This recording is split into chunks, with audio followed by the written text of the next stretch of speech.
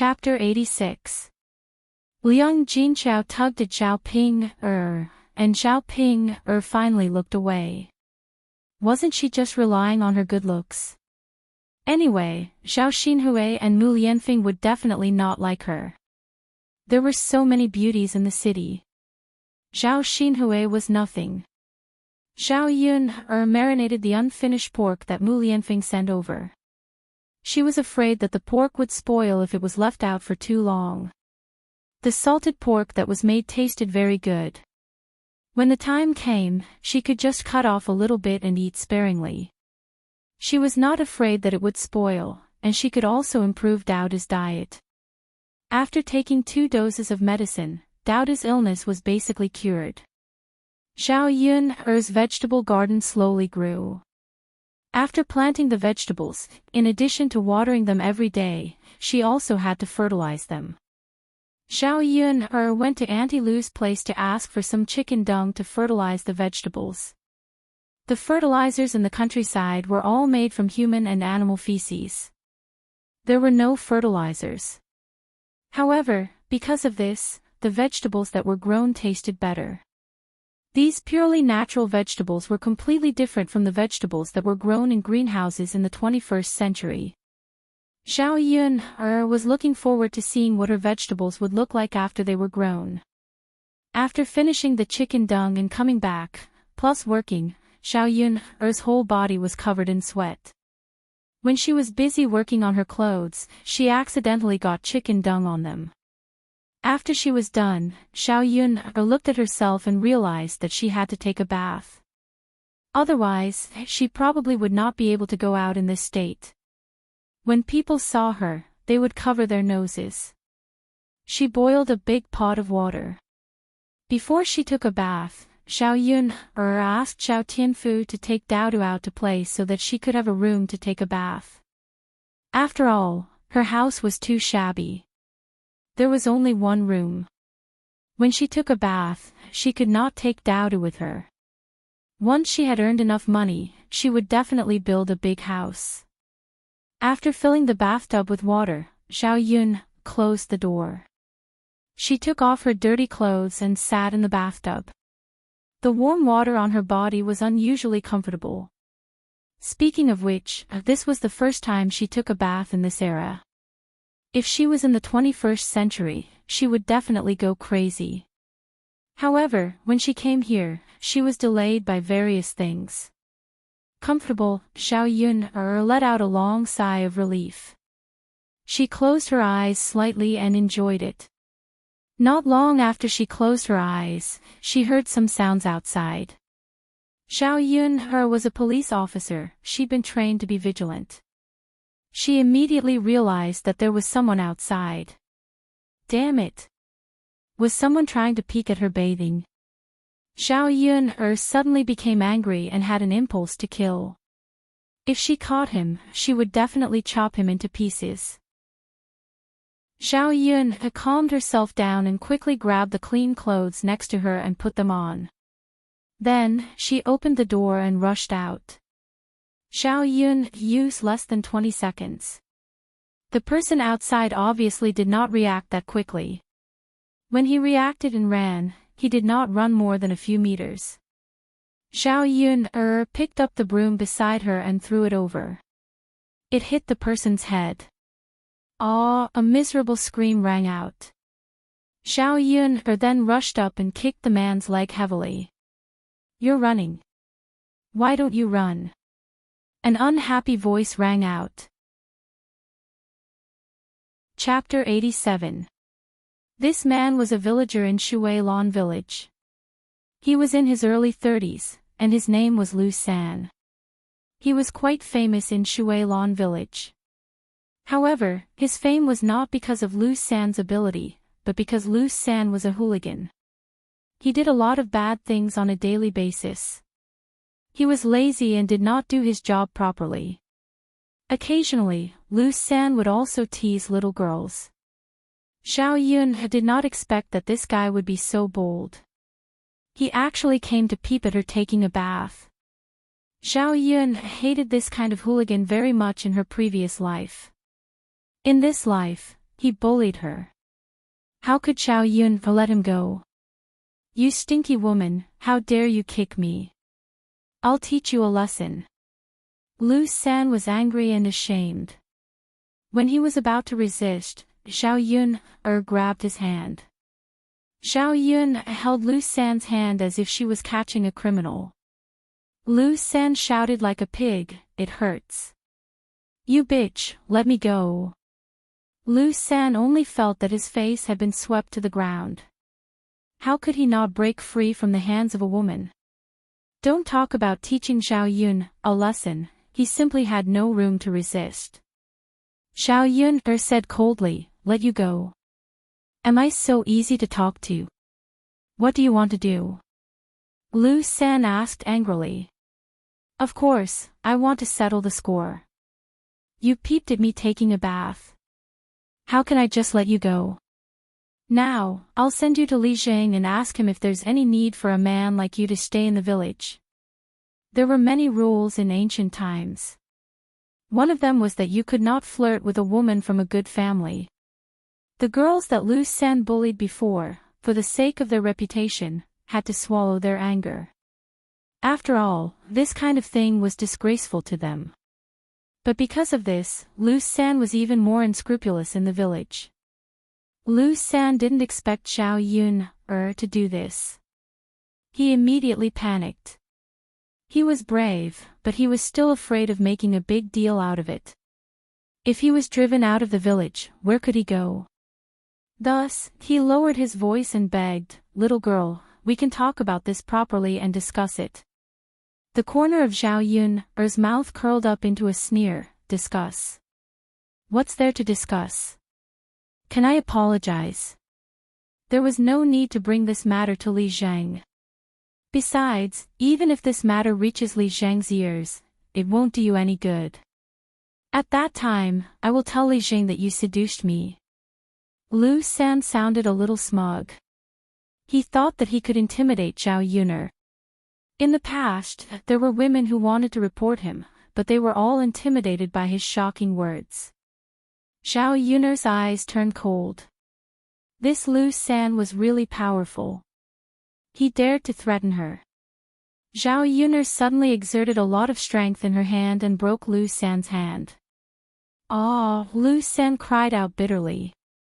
One of his hands had been dislocated by Xiao Yun. At this moment, the severe pain made Lu San's forehead ooze beads of sweat. B*TCH, B*TCH, you B*TCH, how dare you break my hand? Lu San began to curse. Before Xiao Yun finished cleaning up, she kicked Lu San's butt fiercely. Lu San was kicked to the ground. Lu San's head hit the ground heavily. One of his front teeth was knocked out, and blood immediately flowed out. Chapter 88. Lu San touched his front tooth. Looking at the broken tooth and the blood on his hand, he was so angry that he almost spat out blood. What the F***ck?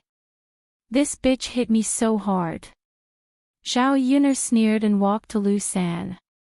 She sneered at Lu San, who was lying on the ground with his head lowered. Didn't you want to frame me for seducing you? This is a lesson for you. I hate being threatened the most. If you're not afraid of death, you can have a try. Looking at the fierceness in Xiao Yun's eyes, Lu San's heart trembled a little. Xiao Yun, you hit me.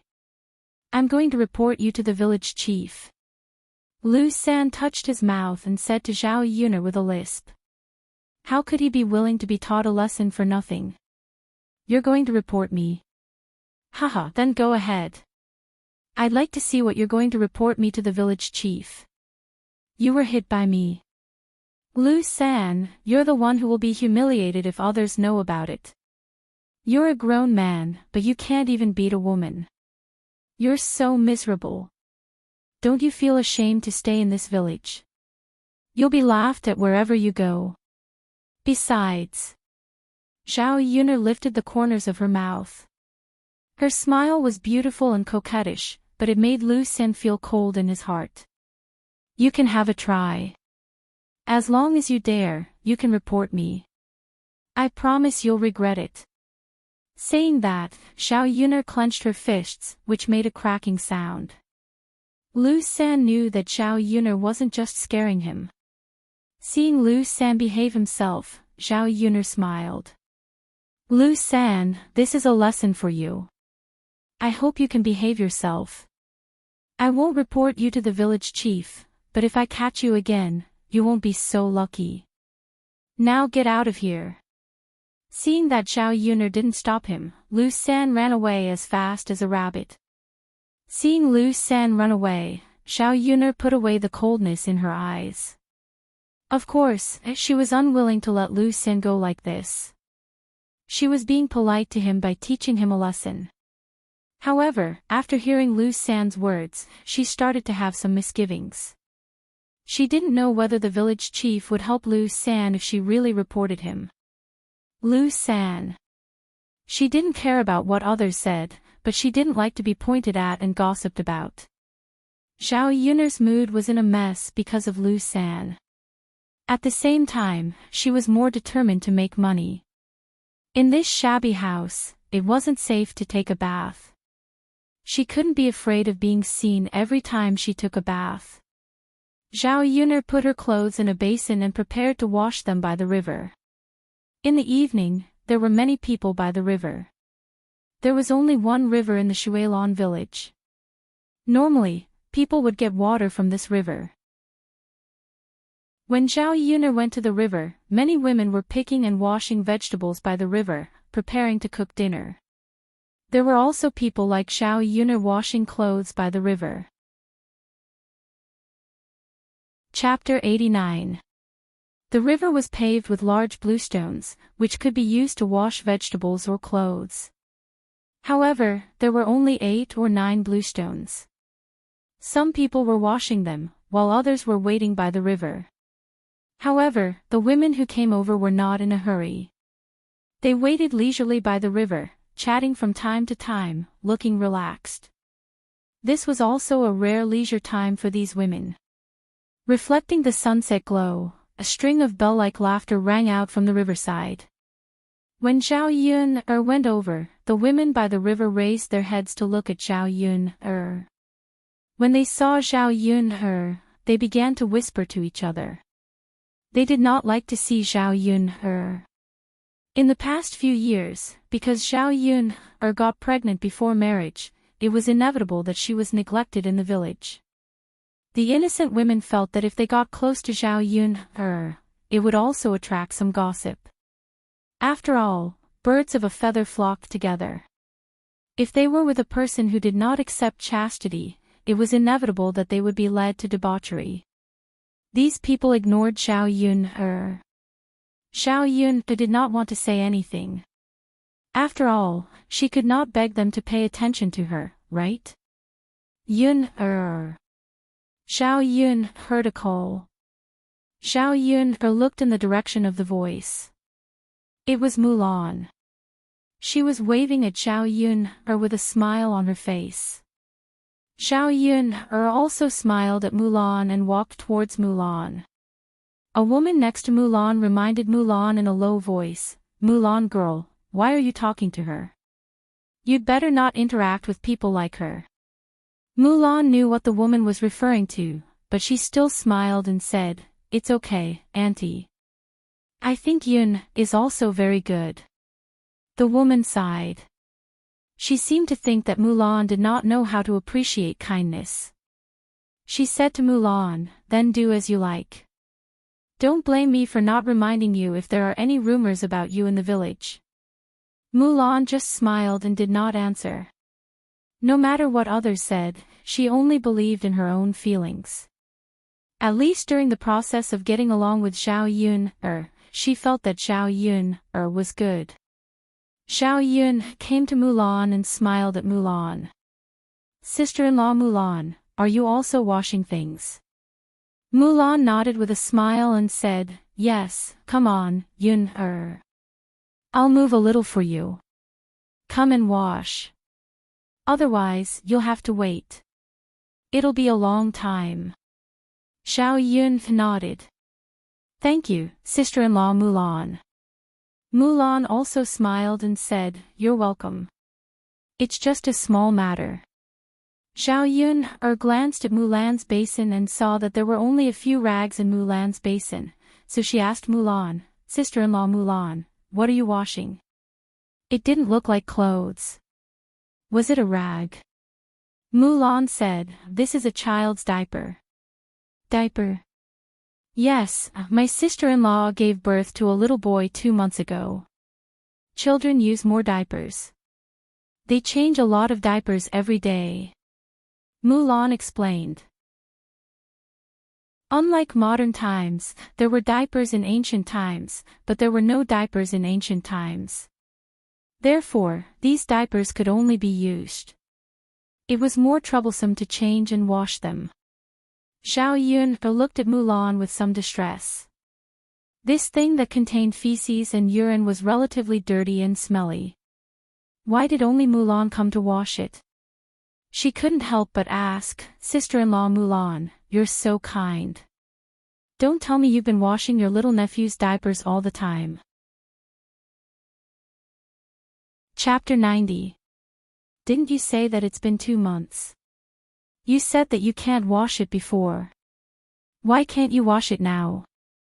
You have to wash the baby now. What about her husband? Can't he help her wash it? It's okay for him to wash his child's diapers, right? Yuner, how can a man wash things? It's all done by women. Xiao Yuner was speechless for a while. Why should other people wash the dirty things made by their own children? Couldn't they do it themselves? Other people's help was out of goodwill, but washing it himself was his duty. Wasn't it his duty to do what he was supposed to do? Even if they were sisters-in-law, they shouldn't bully her like this. Mulan smiled bitterly. My mother-in-law is too old to do it, so I'll do it. Xiao Yuner could see that Mulan was actually unwilling to do it. However, in the family Zhu, Mulan was the least liked among all the daughters-in-law, so she was usually left to do all the irrelevant chores. Well. Xiao Yuner sighed. She didn't know what to say. There were some things that could only be fought for by oneself, and others couldn't help. Mulan's situation was also related to her personality. If she was a little stronger, she wouldn't be the most disliked and bullied in her husband's family. Xiao Yuner began to rinse the clothes in the basin in the water. The water was cool and refreshing. Seeing that Xiao Yuner was washing the clothes with water, Mulan asked in a hurry, Yuner, why don't you use soap? How can you wash the clothes clean like this? Soap. Yes, you should use soap to wash the clothes. That way, the clothes will be cleaner. In Xiao Yun's memory, she seemed to remember that the ancient people did indeed use locusts to wash clothes. The ancient world was not like the 21st century world. There was no such thing as washing clothes. However, to remove the stains on the clothes, it was sometimes impossible to wash them clean with just water. Therefore, they would pick some locust and use it to wash the clothes.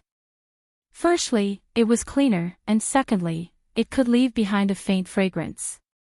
After Xiao Yuner came to ancient times in this life, she didn't know where to go to pick locust, so she didn't bring any locust with her when she washed her clothes this time. Oh, I didn't pick it. Xiao Yuner smiled at Mulan. Mulan took out some locust from the basin and handed it to Xiao Yuner. Come on, Yuner, I still have some left. Here you go. Xiao Yuner also smiled at Mulan. Thank you, Mulan. You're welcome. At the riverbank, the sound of water splashing could be heard. At this time, a 16 or 17-year-old girl also walked towards the riverbank with a wooden basin in her hand. Unlike Xiao Yun's situation, when this girl came over, the women on the riverbank were very polite to her, and they greeted the girl one by one. Hong He is here. Hong He is washing the clothes. Hong He, you're so diligent. Xiao Hong smiled sweetly at the women who greeted her. Hello, aunties. I'm here to wash the clothes. My mother isn't feeling well, so I'm here to wash them. After Xiao Hong finished speaking, Xiao Yun's ears rang with a burst of praise. Chapter 91. There were many people who praised Xiao Hong, but there were also some who disagreed. Perhaps it was because of jealousy. You're making it sound so good. Why don't you let your son marry Xiao Hong? Why are you saying so much here? You only know how to flatter. You can't say that. It's true that Hong is good, but it's another thing to let our sons marry her. Xiao Yun listened to these women's chatter and looked at Xiao Hong curiously. Xiao Hong was wearing a pink dress. She had a slender figure and a silver hairpin was inserted into her hair bun. Her attire was considered top-notch in the village. Ordinary people in the countryside couldn't afford to wear colorful clothes at all. Everyone wore coarse linen clothes. Xiao Hong's appearance belonged to the type of pretty girl from a humble family. She was very delicate and pretty. When she was 16 or 17 years old, she was even more tender and delicate. Based on the memories of her previous life and the discussions of those women, Xiao Yun had a rough understanding of Xiao Hong. The Xiao family was considered a wealthy family in the village. Unfortunately, the Xiao family only had one daughter, Xiao Hong. In ancient times, if there were no male children in the family, they would choose to let their daughters find a husband. However, in ancient times, if there were male children in the family, they wouldn't allow their children to marry into the family. Only the poorest of the family and those who couldn't find a wife would marry into the family. Therefore, even if Xiao Hong was a good person and had a good family background, she didn't get married until she was 16 or 17 years old. During this period, there were some people who wanted to marry into the family, but Xiao Hong was also a little picky. She wasn't willing to marry anyone. Mulan just finished washing the clothes, so she stood up and gave her seat to Xiao Hong, who came to wash the clothes. Sister Xiao Hong, come over here. Mulan called out to Xiao Hong. Xiao Hong came over with a wooden basin and smiled at Mulan. Thank you, sister-in-law Mulan. Xiao Hong smiled sweetly. The two dimples on her cheeks looked very pretty. When she saw Xiao Yuner, she smiled at Xiao Yuner. Sister Yuner. Xiao Yuner finally understood why Leah means women in the village liked Xiao Hong more. First of all, Xiao Hong's appearance was more likable. The most important thing was that Xiao Hong's mouth was very sweet. When she saw people, she would shout and smile. Who wouldn't like her? Xiao Hong greeted her with a smile. Xiao Yun naturally wouldn't disrespect her and smiled back at Xiao Hong. Sister Yuner, let me help you. The two of them should have more energy. When Xiao Yuner picked up her clothes and was about to dehydrate, Xiao Hong said enthusiastically. Looking at Xiao Hong's appearance, Xiao Yuner couldn't refuse, so she smiled at Xiao Hong, then I'll have to trouble you. Xiao Hong shook her head. It's no trouble. The two of them each tugged at one end of the shirt. Just as they were about to wring it dry, Xiao Hong saw a figure walking over from not far away. She screamed. Then, there was the sound of a splash as Xiao Hong fell into the water. The women by the river heard the sound and hurriedly gathered around. Ah, Hong fell into the water. What should we do? Hong Help! Help! Xiao Hong struggled in the water as she screamed. Chapter 92. Xiao Yun stood on the shore in a daze. She didn't understand why Xiao Hong fell into the river. Xiao Hong didn't touch her at all.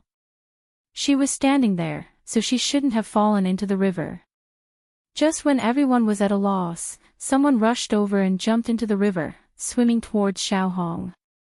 It was none other than Lu Lei.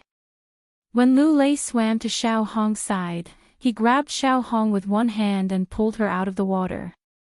It was still a little cold in this season. Xiao Hong's lips were a little purple from the cold, and her body was shivering violently. Because her body was soaked in water, she was wet from head to toe. Her clothes were also tightly clinging to her body, outlining her exquisite curves. Lu Lei saw it from the side and his face immediately flushed. He took off his clothes and covered Xiao Hong's body. There were no other men beside the river except for Lu Lei. Otherwise, almost all of them would have left today. After choking on the water, Xiao Hong coughed violently, and her small face became pale. Seeing Xiao Hong like this, the women on the shore felt sorry for her, but they also heaved a sigh of relief. Fortunately, Lu Lei came over. Otherwise, Xiao Hong might have drowned to death. If Xiao Hong drowned to death, the Xiao family would be in a mess. Hong, you were fine. Why did you fall into the water? Exactly. Was it an accident, or did someone push you in? These women surrounded Xiao Hong and chattered with each other. Xiao Hong bit her lower lip and said with a little grievance, What's wrong with you? Hong, if you have something to say, just say it. We are all here. Hearing these women say this, Xiao Hong looked at Xiao Yun, with an aggrieved expression. Her eyes were glistening with tears. Xiao Yun's heart trembled, and a bad feeling rose in her heart. As expected, Xiao Hong said to Xiao Yun, Sister Yun, I was kind enough to help you dry your clothes. How could you push me into the river? If you don't like me, you can tell me.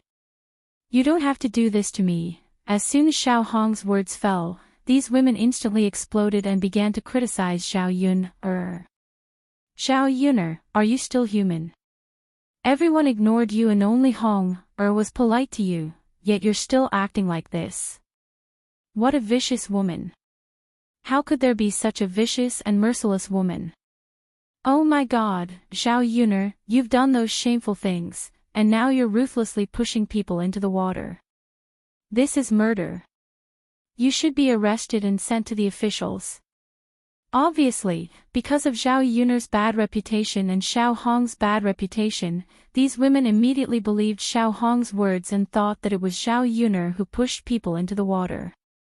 Of course, one of the reasons why these people believed Xiao Hong without a doubt was that she couldn't have jumped into the water by herself. If everyone tried to save her, someone would die. Xiao Hong wouldn't joke about her own life and frame Xiao Yun. Xiao Yun stood quietly and looked at Xiao Hong, completely ignoring the women's chatter in her ears. Chapter 93. Xiao Hong avoided Xiao Yun's gaze and looked elsewhere. It was unknown if it was because of her guilty conscience. You vicious woman. Are you mute? Why aren't you saying anything? You have to give Xiao Hong an explanation today. As she spoke, a woman was already pushing Xiao Yun. When one of them made a move, the rest of the women followed suit. Xiao Yun dodged, and a warning voice rang out. Don't touch me. Otherwise, don't blame me for being rude. You little b*****. You're being unreasonable now. You've done something bad, but you think it'll be fine if you don't say anything. Everyone, call Li Jing over and ask him how we should deal with this little b*****. Xiao Yun sneered and said, What bad thing did I do? I pushed her into the water. May I ask, did any of you see me push her? She said I pushed her, so I pushed her. What if I said I didn't push her? Xiao Yun, why are you still acting so shamelessly? Will Hong properly accuse you of pushing her into the water? That's right. We believe what Xiao Hong said, not what you said. That's right. Xiao Hong won't accuse you properly. What good will it do her? What if Lu Lei didn't save her this time? Wouldn't he have lost his life? How would I know what she's thinking? I said I didn't push her, so I didn't push her. If you want to frame someone, you have to show evidence. Where's the evidence? If no one saw it, don't spout your self-righteous nonsense. Zhao Yun's aura surged, and she instantly intimidated these nagging women. Lu Lei, who had been standing silently, also spoke at this time. I believe what Yun said. Before there's evidence, you can't say that Yun pushed her. After all, without any evidence, you can't frame a good person. Zhao Yun glanced at Lu Lei. When so many people were questioning her, he was the only one who stood by her side without hesitation. Xiao Hong looked at Lu Lei pitifully. Brother Lu, do you mean that you believe Sister Yun and not me? Did I push Sister Yun into the water? Lu Lei gave Xiao Hong a complicated look. You should know better than anyone whether Yun pushed you or not. Big Brother Lu. Sob sob sob, even if you like Big Sister Yun you can't suspect me like this, right? Xiao Hong's tears fell like pearls. She looked even more pitiful. The women couldn't take it anymore and said to Lu Lei, you can't speak like this, right? Everyone knows that you like Xiao Yun, but you don't have to protect her like this. You really don't have a conscience when speaking. Look at how you've bullied Xiao Hong. I'm not defending anyone. I'm just speaking the truth. What would Yun gain from pushing Xiao Hong? Everyone is here. If she wants to harm someone, is there a need to be so obvious? Lu Lei's voice was also incomparably solemn. Zhao Yun sighed in her heart. It was a good thing that Lu Lei had his own judgment and didn't follow what others said. Just as these people were about to say something, Mulan, who had been standing by the side in a low voice, said, Yun didn't push her. Everyone looked at Mulan again, not knowing what Mulan meant by suddenly saying this. Mulan explained, I've been watching just now. Mulan didn't push her. I swear, I saw it clearly. She's not lying.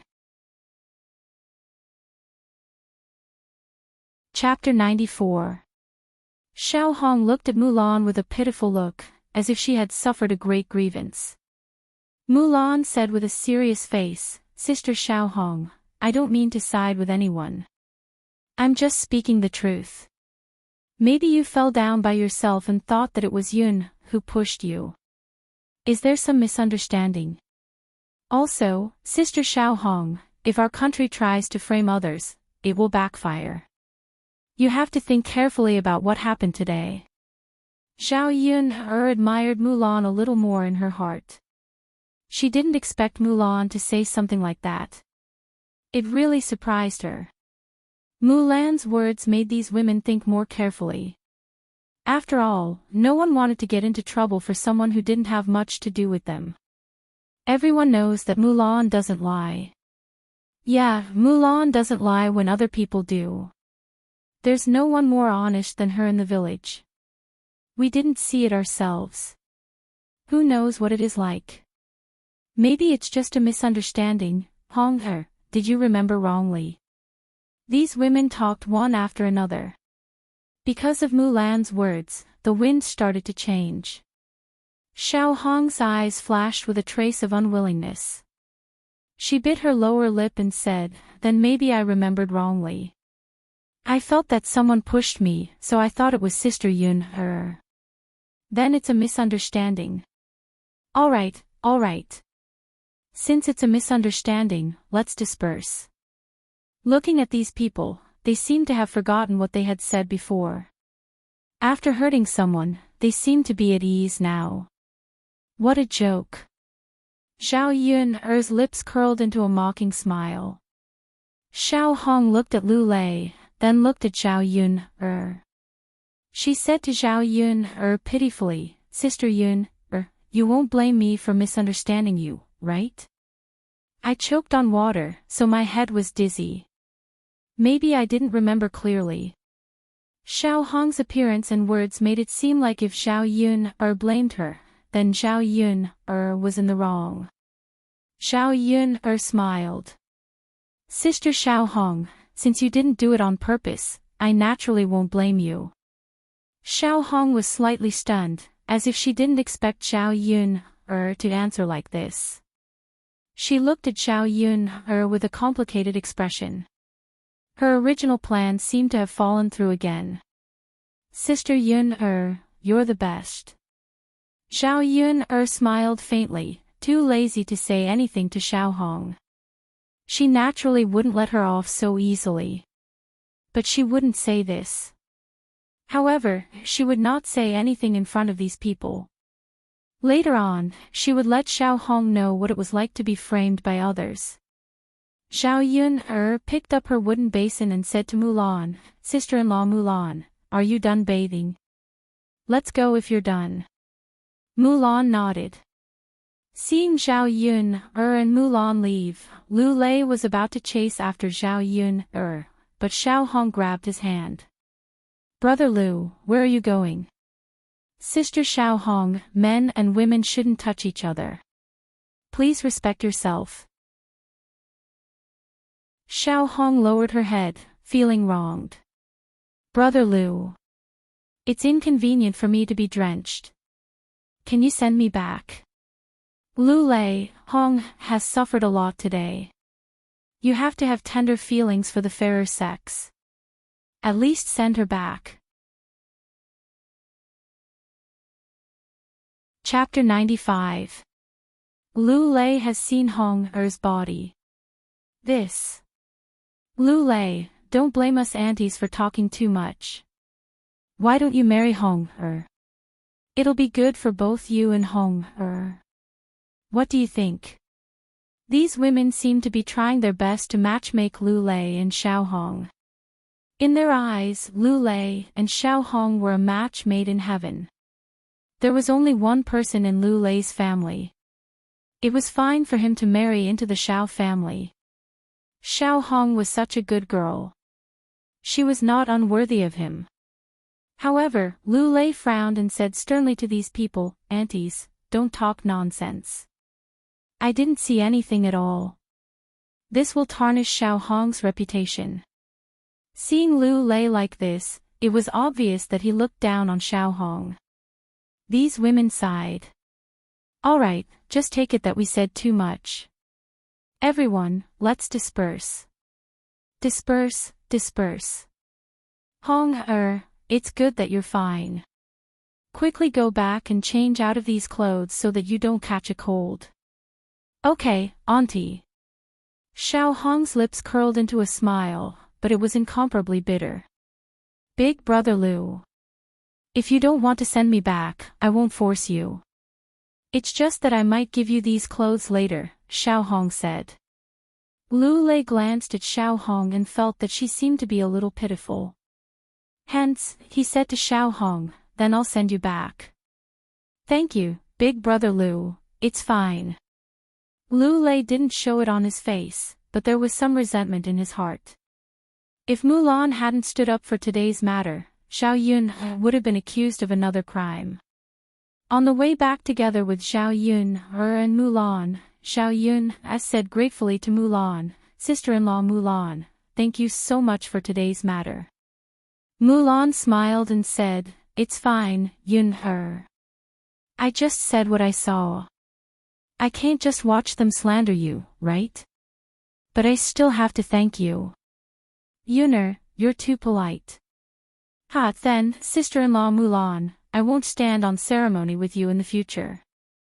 You don't have to stand on ceremony with me either.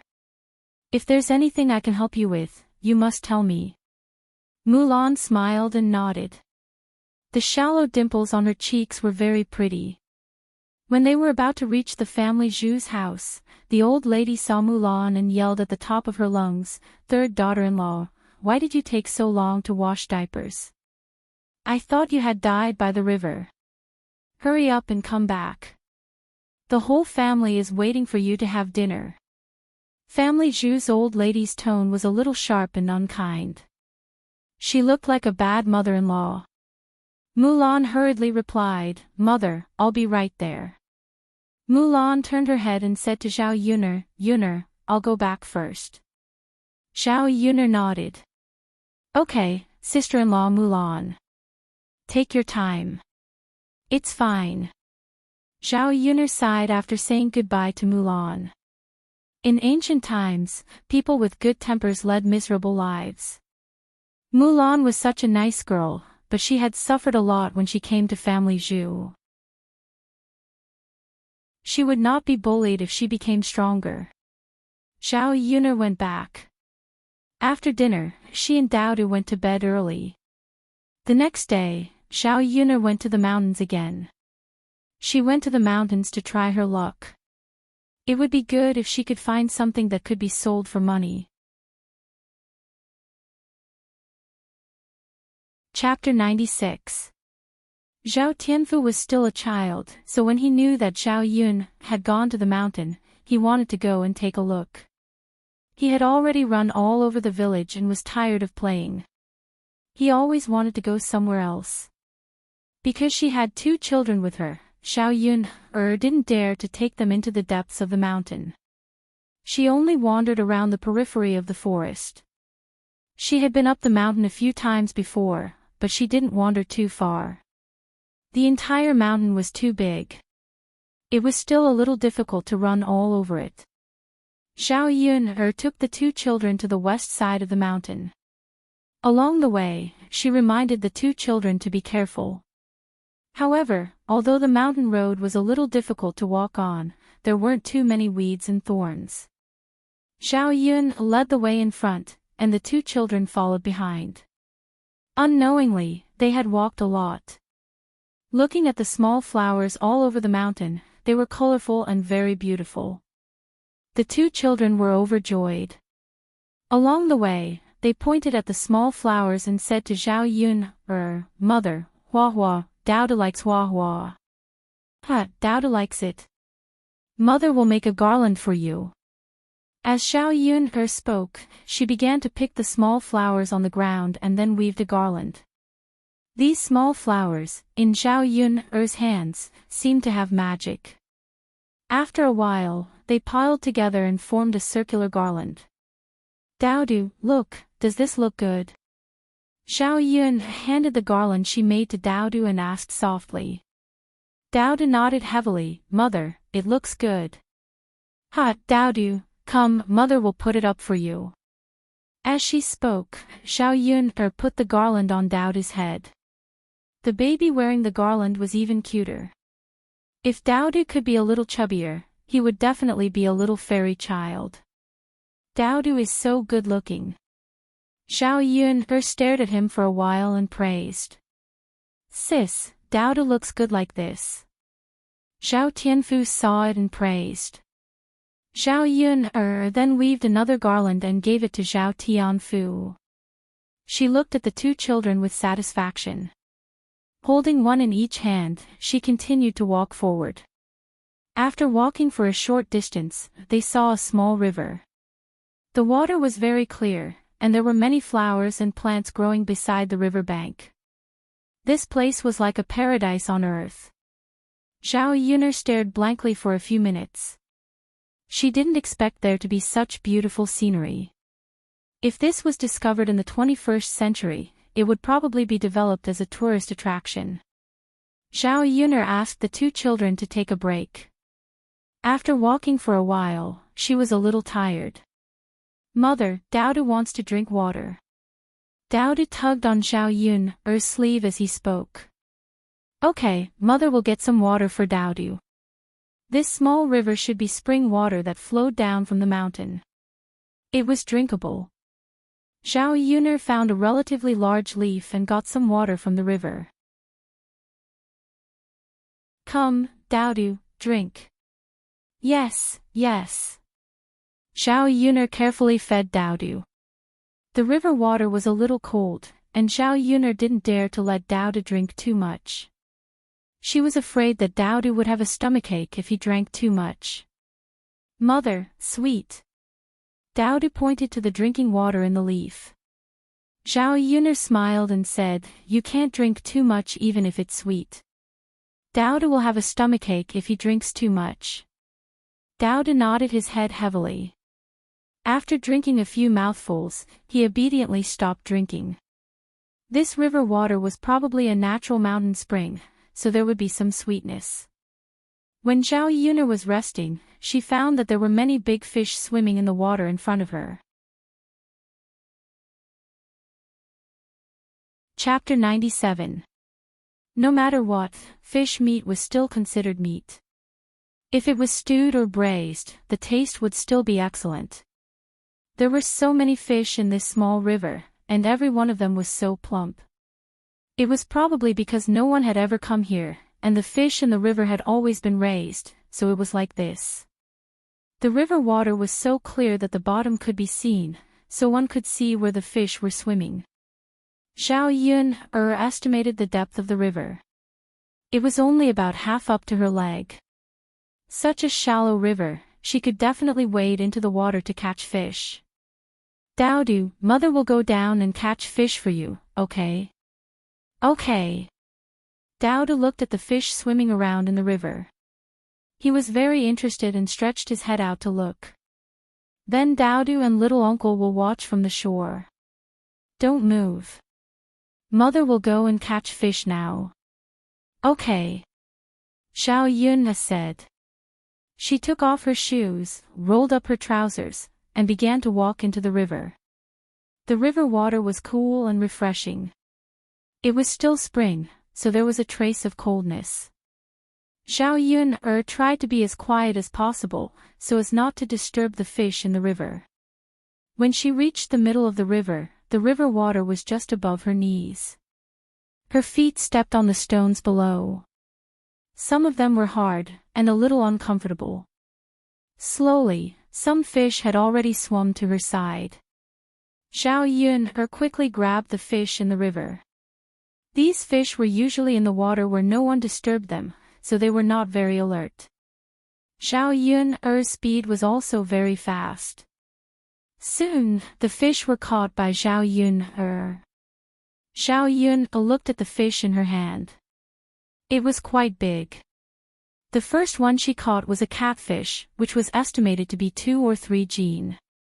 Seeing that Zhao Yun had successfully caught a big fish, Daodu and Zhao Tianfu immediately became excited. Mother is so awesome. Daodu clapped and laughed. Sister, you're so awesome. You caught a fish. Zhao Tianfu also said excitedly. This fish was not easy to catch. He had caught it before.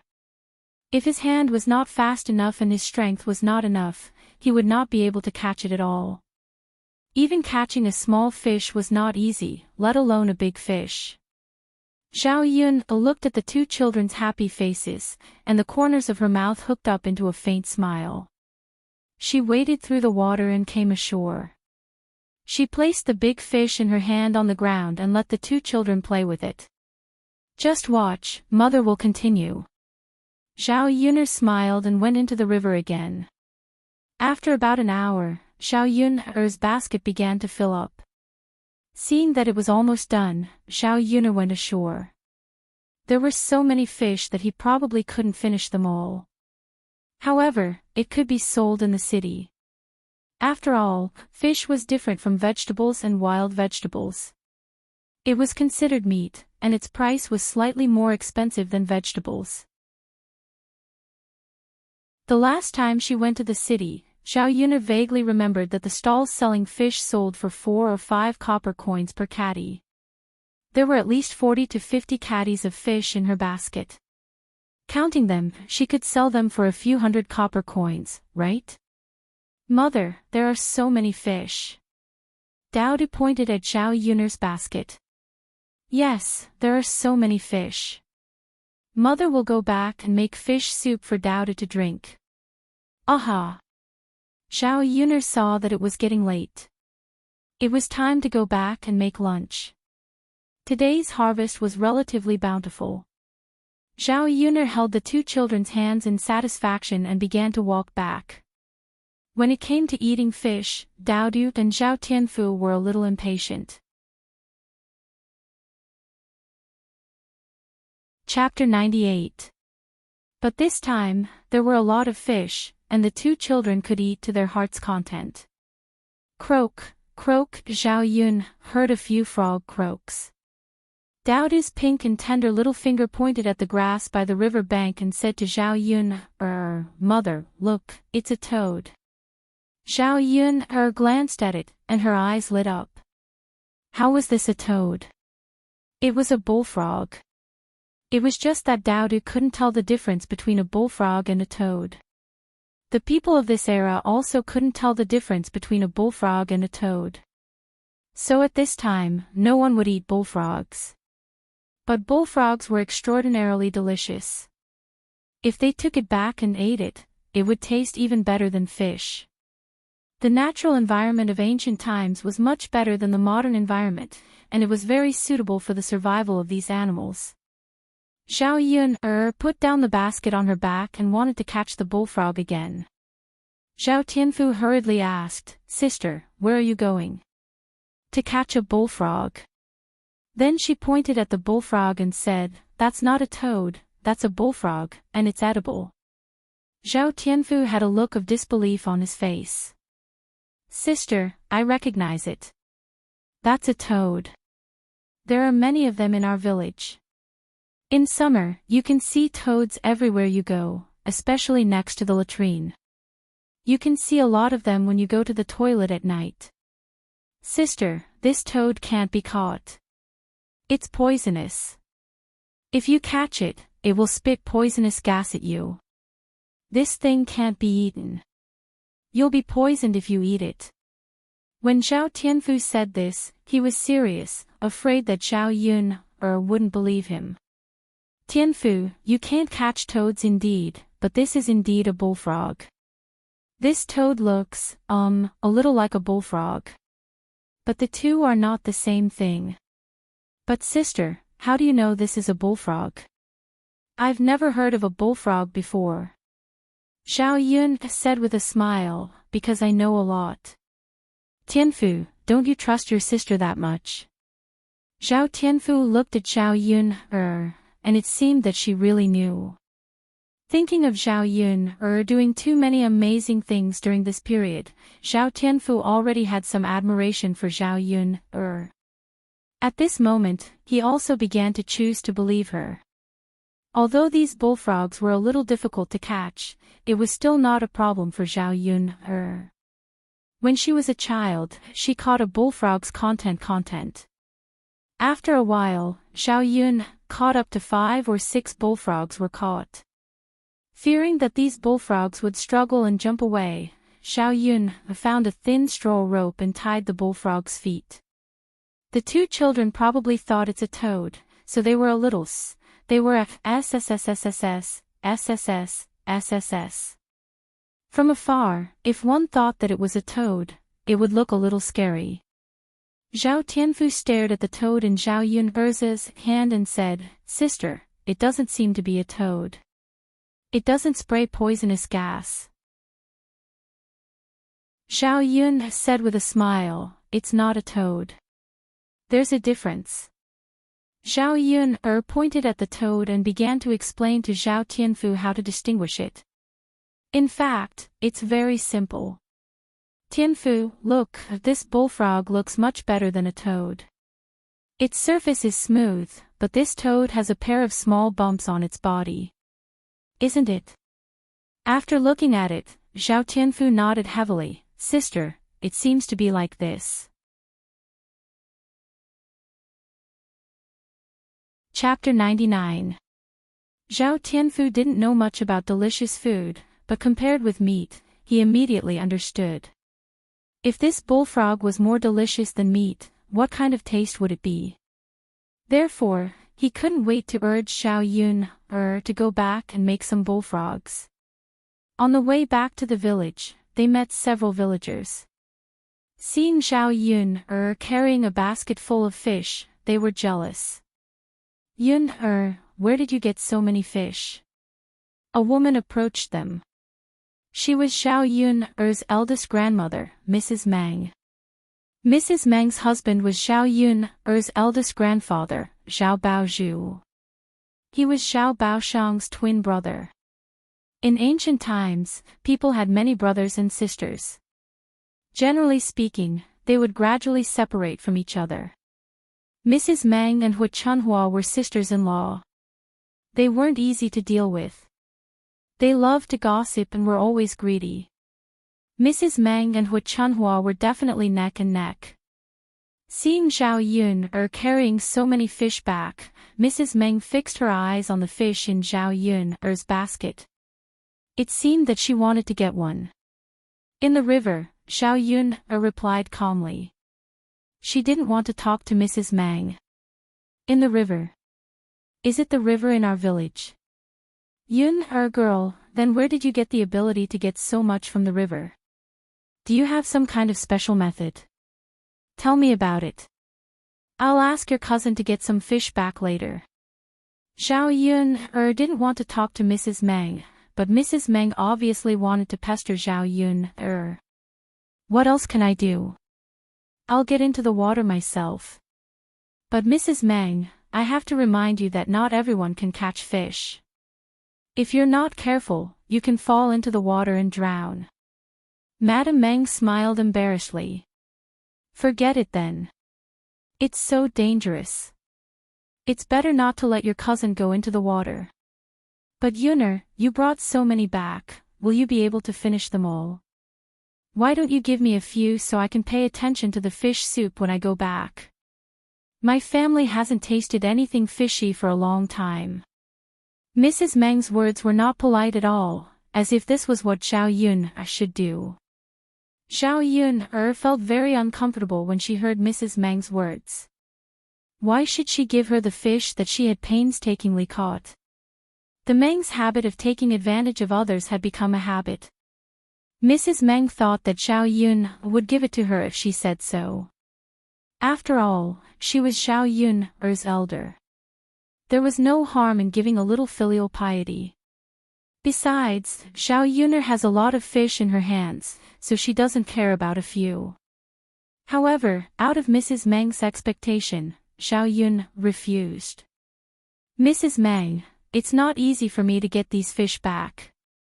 I don't even want to eat them. I'm going to sell them in the city tomorrow. In the city, 500 grams of fish can be sold for 3 to 4 copper coins. You know, it's not easy for me to take care of Daodu. I'm counting on the money from selling fish to buy food.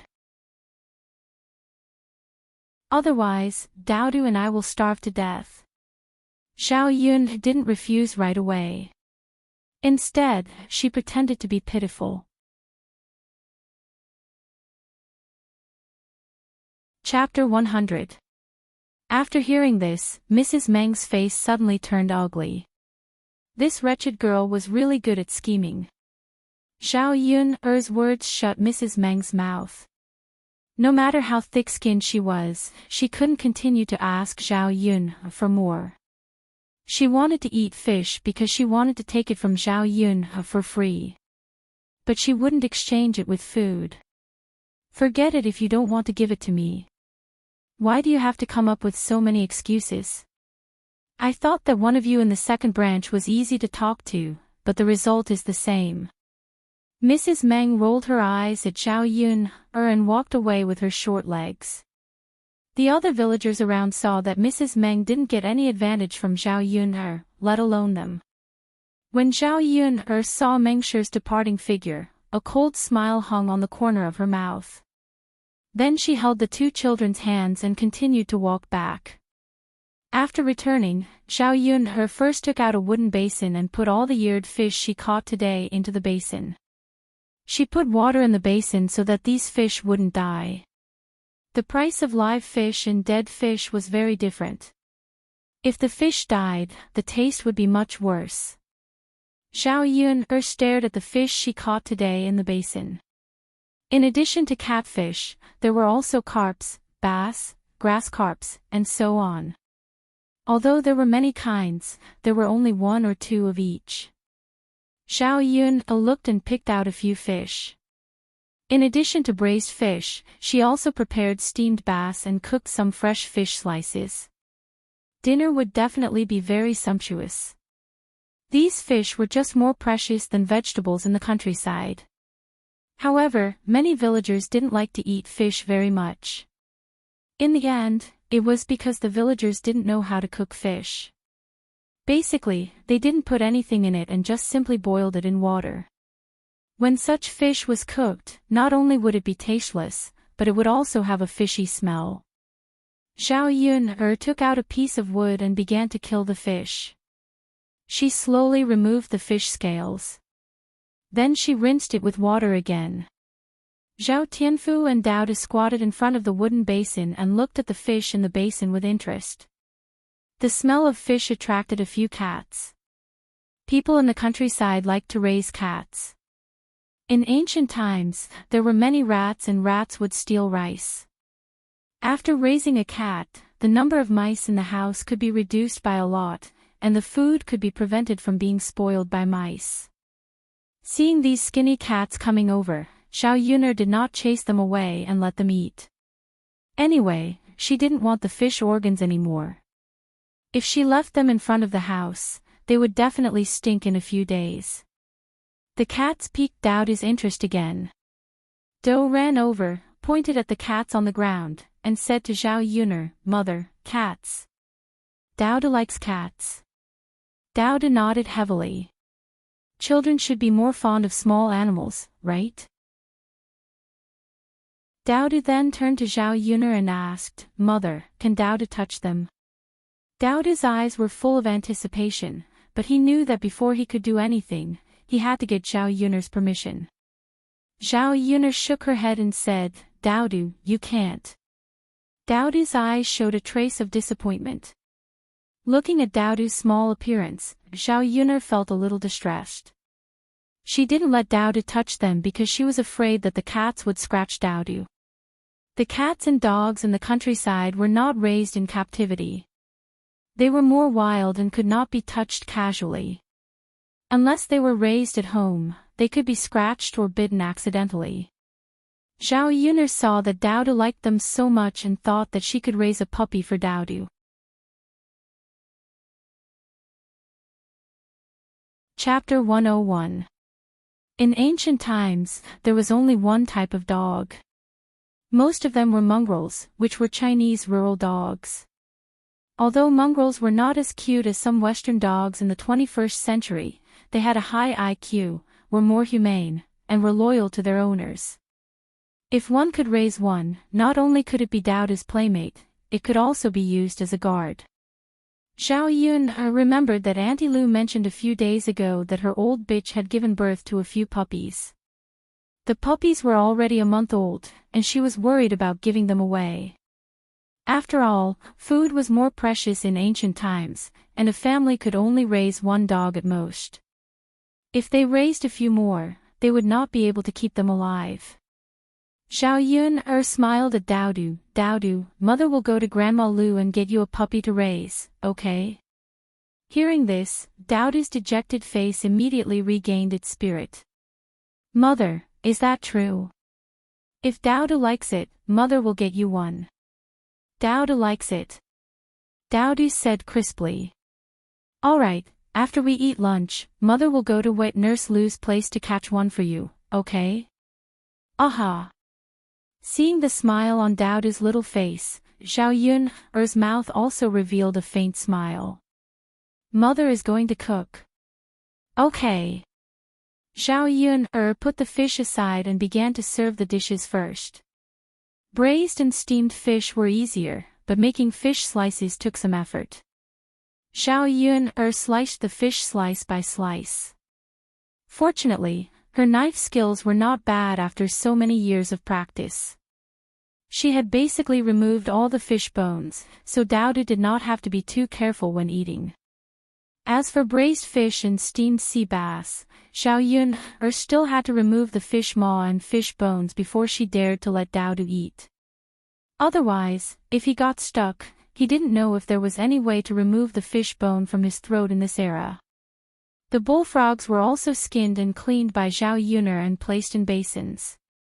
When the fish was ready, he added some flour and kneaded it before preparing to cook. Bullfrog was simply cooked. It didn't need too many ingredients to cook it to produce that delicious taste. Then, he made the braised fish and poured some oil into the oil pan. After heating it up, he began to fry it. When both sides were golden, he added water, ginger, garlic, soy sauce, cooking wine, and salt to simmer it. A strong fragrance wafted out. When the villagers cooked, they were reluctant to use oil. They only added some salt. Braised fish in soy sauce was really rare in the countryside.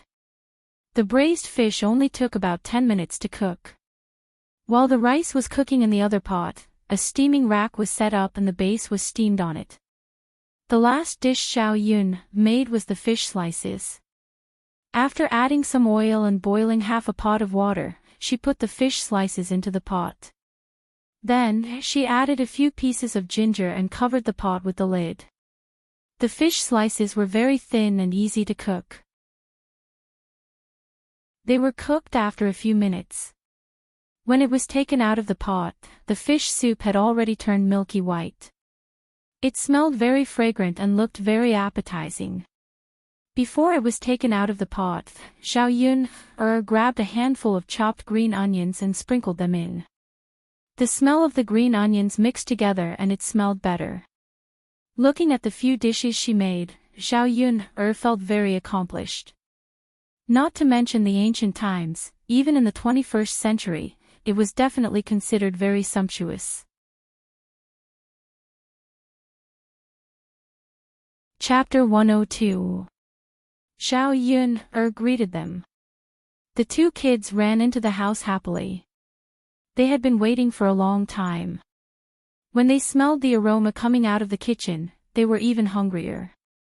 Xiao Yun put all the dishes on the table. There were 4 dishes in total. Boiled bullfrog, braised fish, steamed sea bass, and fresh fish soup. Not only did these dishes smell good, but they also looked very good. Sister, it smells so good. It looks delicious. Haha, then let's eat quickly. The eyes of the two children were also affirming Xiao Yun's cooking skills. She scooped rice for Zhao Tianfu and Daodu, and asked the two kids to eat. Xiao Yun reminded them not to eat too fast from time to time. They had to pay attention to the fish bones. Sister, the fish you cooked is so delicious. I've never eaten such delicious fish before. It's not fishy at all, and it smells so good. Sister, it's so good to eat here. It's much better than eating at home. Zhao Tianfu buried his head in the food, his face full of satisfaction. Zhao Tianfu ate half of the fish slices in the pot of fish soup. The fish meat was very fresh and tender, and the fish soup was very delicious. Xiao Yun liked it very much after tasting it, let alone Zhao Tianfu, who had never eaten anything delicious before. The ancient fish was bred by nature, and its taste was much better than that of the fish raised by animal feed. You can eat here all the time if you like. Anyway, you can catch fish yourself. You don't need to buy these with money. But sister, mom and dad don't allow me to eat too much here. It's fine. Mom and dad think that I don't have much food here. As you can see, I actually have a lot of food here. Sure. Zhao Tianfu nodded with a smile, and ate more happily. This time, he ate very freely, because he knew that these fish were all caught, and he didn't need to spend money to buy them. In addition, there were a lot of fish and they tasted good. In the end, Zhao Tianfu's stomach was as full as a rubber bowl. Sister, I'm full. I'm so full. Zhao Tianfu put down his bowl and chopsticks and pointed to his stomach as he spoke to Xiao Yun. It's good that you're full. Don't eat so much next time. It's not good for your stomach. It won't be good if you get sick. Okay, second sister, I won't do it again. It's just that the fish you made this time was so delicious that I couldn't help but eat a lot. It's good that you think it's delicious. I'll make more for you in the future. Yeah. Daodu also put down his bowl and chopsticks and finished the bowl of rice. Mother, Daodu is also full. That's great. Looking at this little guy, he had eaten a lot today. His appetite was much bigger than an ordinary child's. Children in ancient times were much easier to raise than children in the 21st century. Children like Dowdy didn't even need to be coaxed to eat. They could eat by themselves.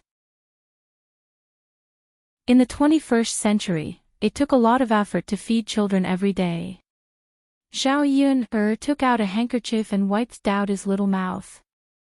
There were a lot of oil stains on his mouth, so it was a little dirty now.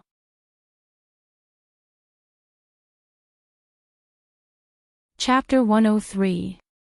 Recently, we've been planting rapeseed at home. After we finish planting, Brother Tianan still has to go into the fields with Grandpa and Dad. He's busy every day. After a while, he still has to spread the rice, get the seedlings, and then transplant the seedlings, so he doesn't have time to come over. He just eats at home. Zhao Tianfu explained. Zhao Yun nodded. There was a lot of farm work in the countryside, especially in spring, when there was even more work to be done. In the countryside, a child at Zhao Tianfu's age could run around and play, but Zhao Tianan had to work in the fields like an adult. Brother Tianan doesn't come because he doesn't want to trouble second sister. Mom said that Brother Tianan and I shouldn't always freeload. Zhao Yun touched Zhao Tianfu's head and smiled. It's okay, Tianfu. You go back today and tell Tianan to come to my place to eat. We'll wait for him to eat together. There are so many fish. Anyway, it's enough to eat. We have to let him taste what it tastes like, right? Zhao Tianfu smiled and nodded. Okay, second sister. I'll go back and tell Brother Tianan. Okay. When Zhao Tianfu went back, Zhao Yun scooped up the leftover fish soup and fillets from the pot into a big bowl. Tianfu, take this back and let Mom and Dad have a taste. Be careful. Don't let anyone see it. Zhao Tianfu nodded. Got it, sister. Although Zhao Tianfu was young, he was very smart.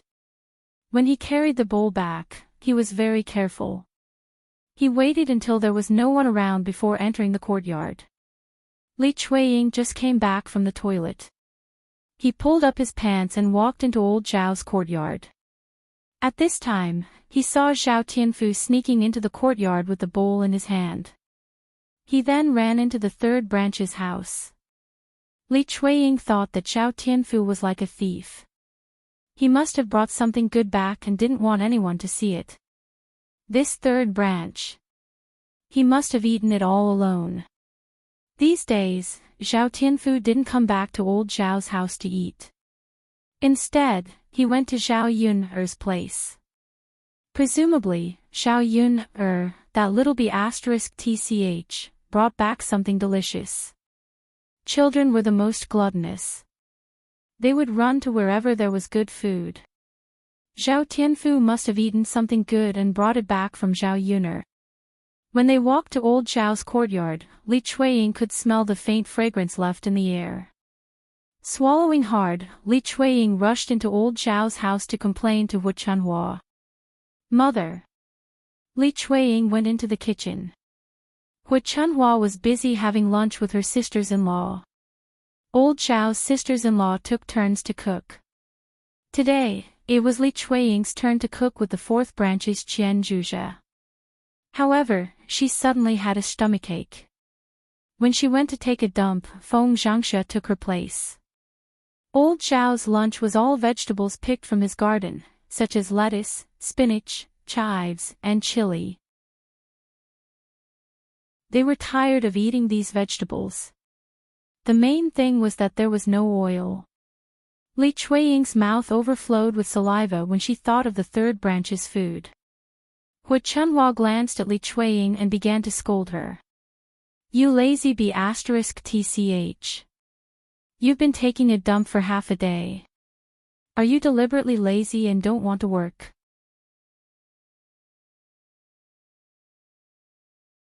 Chapter 104. Wu Chunhua rolled her eyes at Li Chuiying.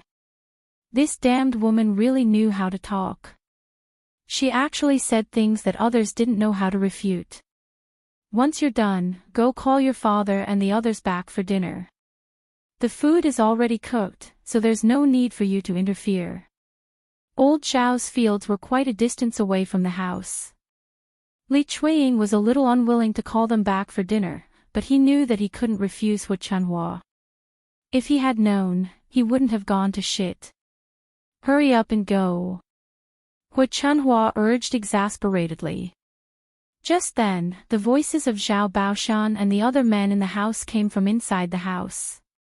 Li Chuiying was delighted and said to Hu Chunhua, "Mother, look, father and the others are back. There's no need to call them back." Hu Chunhua said, "All right then, we'll get ready to eat later." Li Chuiying grinned and went up to Hu Chunhua. "Mother, I have something important to tell you." "What is it?" "Hurry up and tell me." "Why are you dawdling?" Hu Chunhua frowned and was a little displeased. "Mother, the people in the third branch are eating alone in the house. When I came back from shit, I saw Tianfu holding a bowl in his hand. He didn't come back after he went into the house." Hu Chunhua was furious when she heard this. She was the head of the household and hadn't separated from the family yet. When the family ate together, she hated eating alone. This was absolutely forbidden in old Zhao's house. "Really?" Hu Chunhua asked angrily. Li Chuiying patted his chest and promised, "Mother, how can this be fake?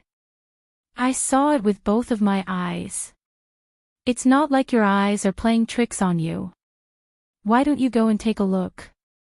She's probably eating right now." Hu Chunhua immediately rushed out of the kitchen and cursed, "The people of the third household are not honest at all. They even started to eat alone. If I catch them, I'll teach them a good lesson." Seeing Hu Chunhua's aggressive attitude, Li Chuiying was secretly pleased. When she thought about how the fourth branch would be scolded later, she secretly felt happy. Hu Chunhua arrived in front of the third branch's room and kicked the door hard. The door was suddenly kicked open. The people in the room were obviously stunned. They did not expect Hu Chunhua to suddenly barge in. Zhao Ping was holding a bowl and eating happily. She had to admit that Zhao Yun'er's cooking was simply amazing. It was better than any fish she had ever eaten. Zhao Ping ate more than half of the big bowl of fish and fish soup by herself. Liang Jinqiao and Zhao Wenhua had not even tasted the food when Zhao Ping ate it all by herself. After all, she was her child. It was understandable that she would save some for her child. She did not say anything about Zhao Ping's behavior. She thought that Zhao Ping would be more or less grateful if she ate more of the food that Zhao Yun brought back. In this way, she would not be too prejudiced against Zhao Yun'er in the future. The moment Hu Chunhua entered the third branch's room, she smelled a strong aroma. Zhao Ping was eating with her head lowered. Her face immediately darkened. The third branch was really like what Li Chuiying said. They were eating alone.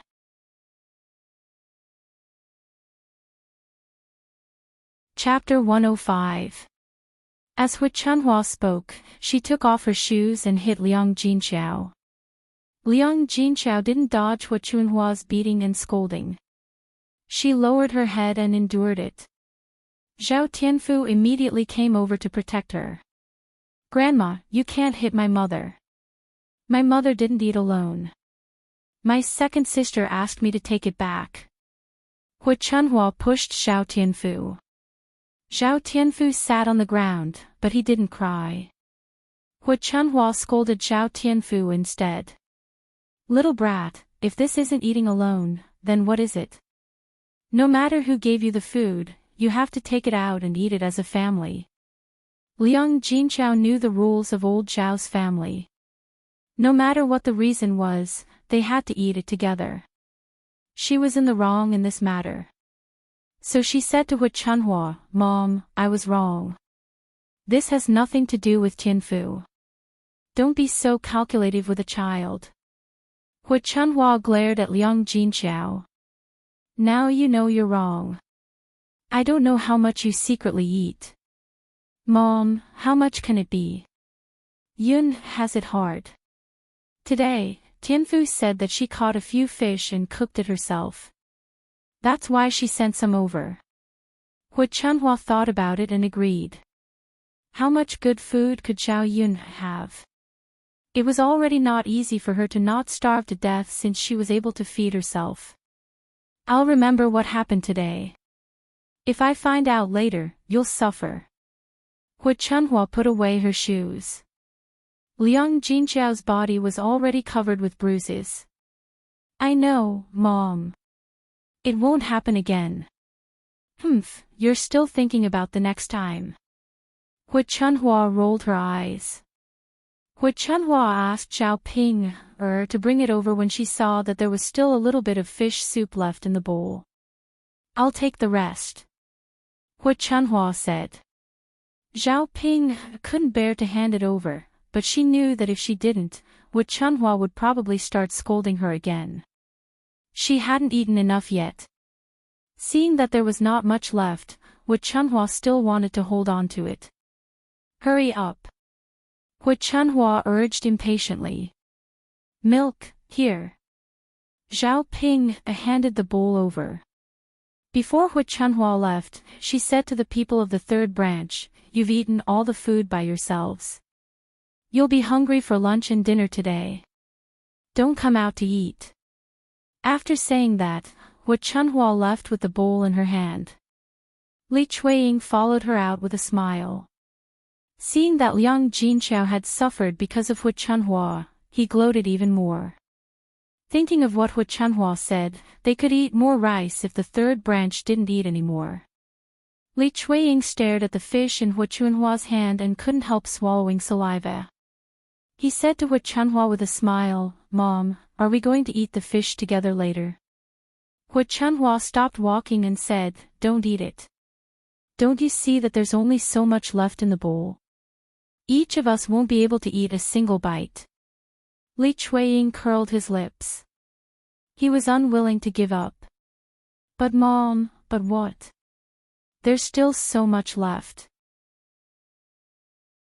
Go back and give it to your younger sister. Your younger sister has been starving these days. Hu Chunhua said and walked towards Zhao Xinhui's room. She shouted from a distance, Mom made something good for you. Come and have a taste.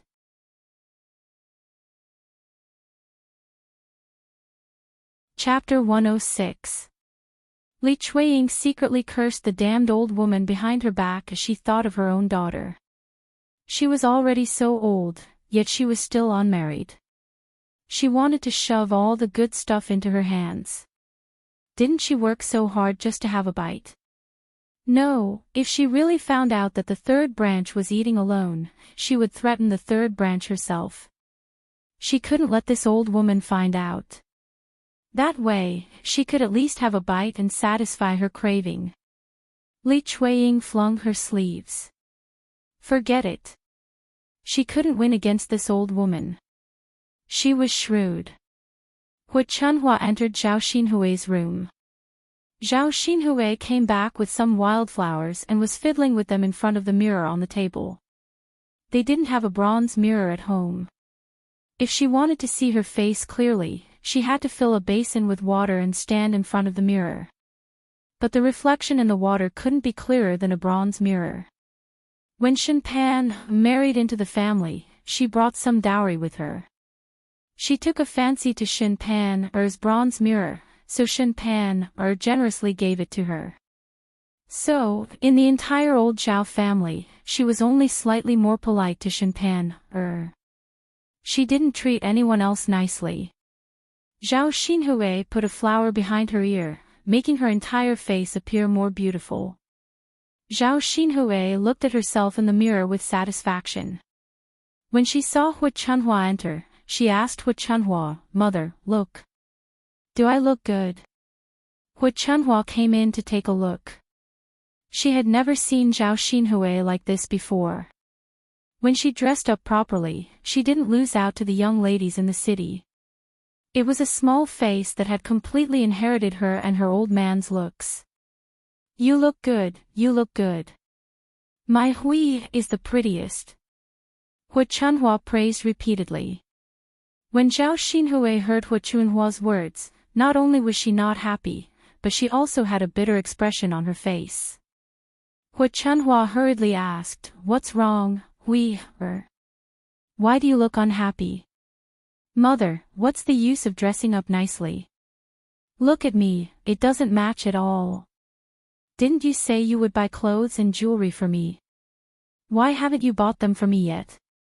As soon as Hu Chunhua saw that Zhao Xinhui was unhappy, she became a little anxious and immediately coaxed, It's not that mother didn't keep her promise.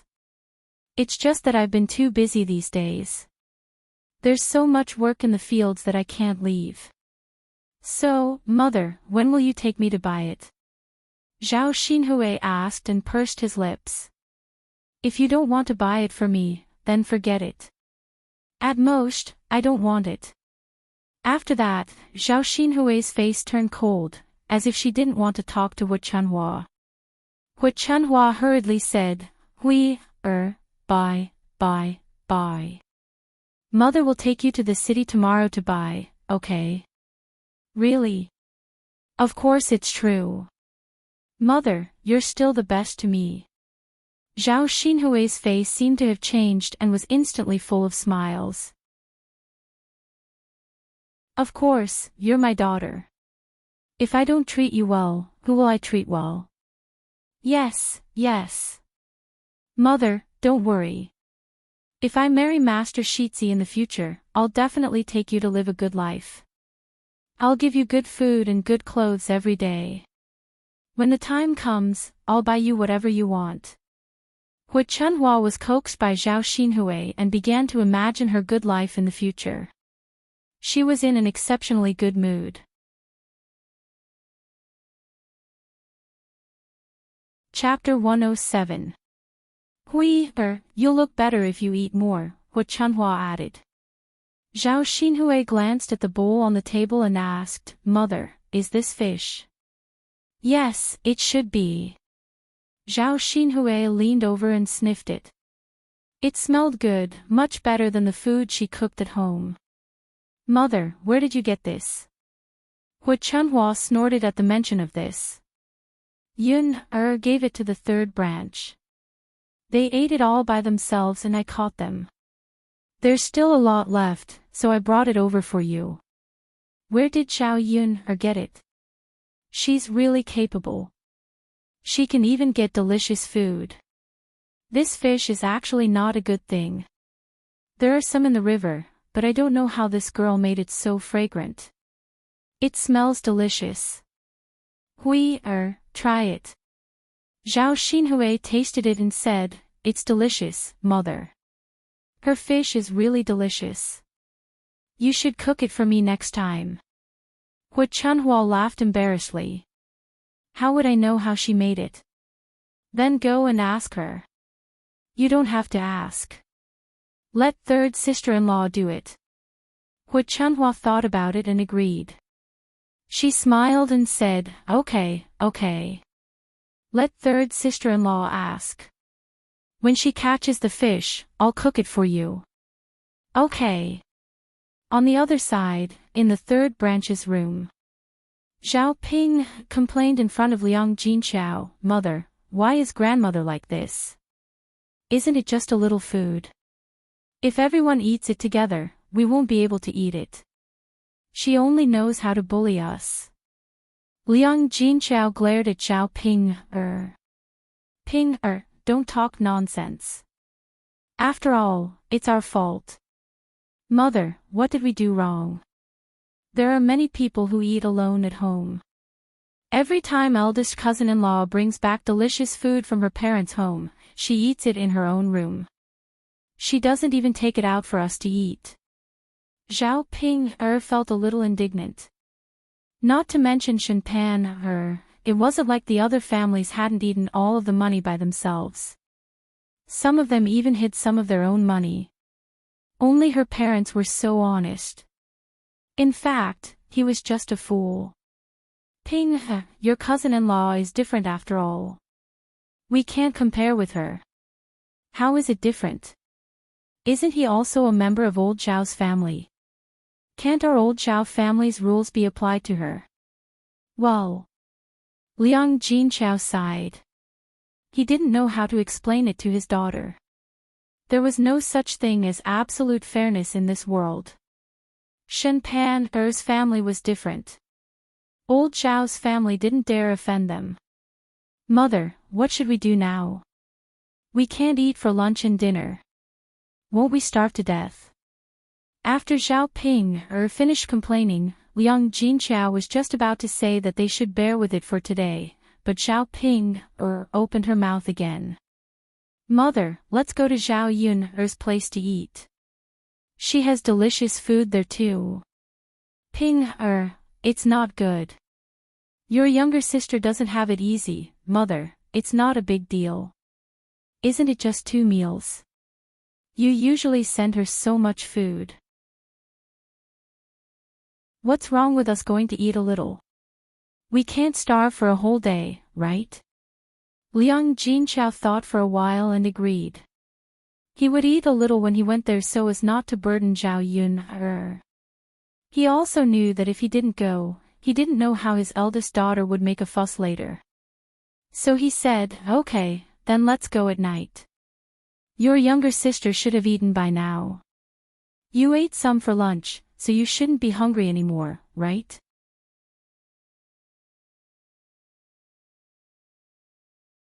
Chapter 108. In the afternoon, Zhao Yun picked a big fish and sent it to Mulan. After all, Mulan had defended her before, so she wanted to thank her for it. When it was time for family Zhu, the men of family Zhu all went to work in the fields. It was the busiest time for farming. The women of family Zhu were at home. As soon as they entered the courtyard of family Zhu, they heard the cries of the family Zhu's child. It was probably the child of Mulan's sister-in-law.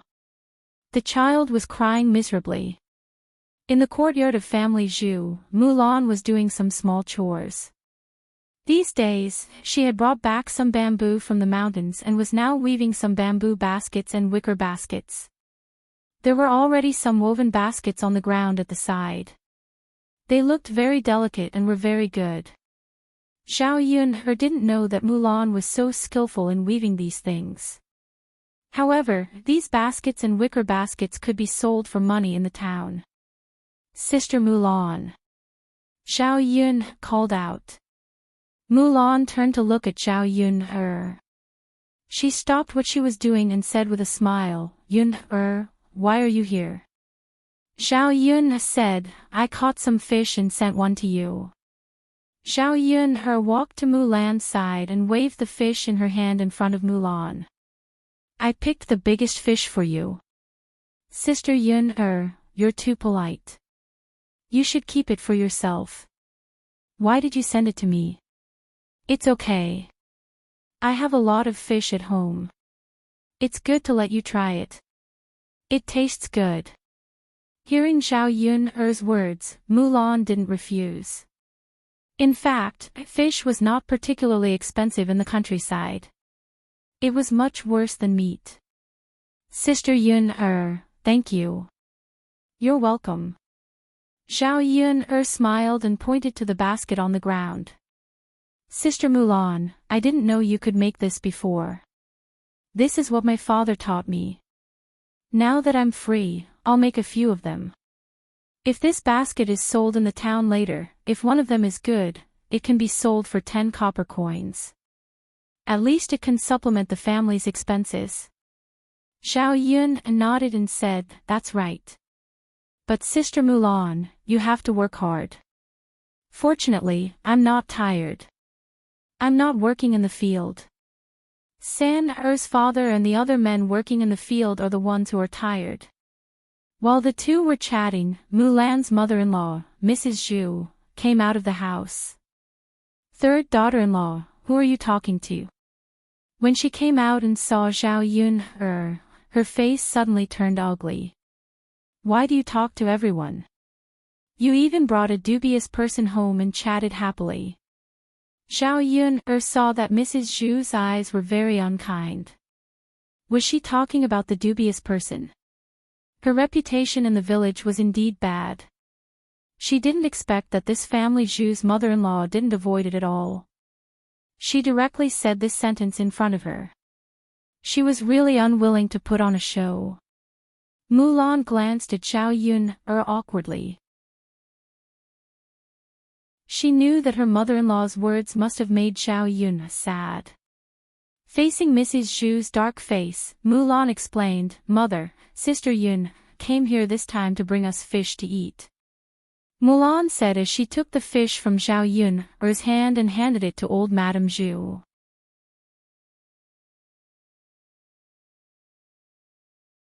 Chapter 109. She snorted softly and didn't reprimand Mulan and Zhao Yun anymore. Mrs. Zhu was too snobbish. If Zhao Yun hadn't brought a big fish over, she might have been driven out of family Zhu's courtyard. Mulan also breathed a sigh of relief. If Mrs. Zhu had driven Zhao Yun away, she wouldn't know how to face Zhao Yun. Mrs. Zhu pointed at the fish brought over by Zhao Yun and said to Mulan, "Make more fish and send more to your sister-in-law tonight." Mulan replied, "Got it, mother." When Mrs. Zhu was about to enter the room, the baby's cries came from Mulan's sister-in-law's room again. The cries were intermittent. One moment, he cried, and the next, he stopped. Family Zhu's old lady frowned. "I don't know what's wrong with him these days. He's always crying. Did something happen to him?" Mulan put the fish into the wooden basin and said to Mrs. Zhu, "Mother, I'll go and have a look."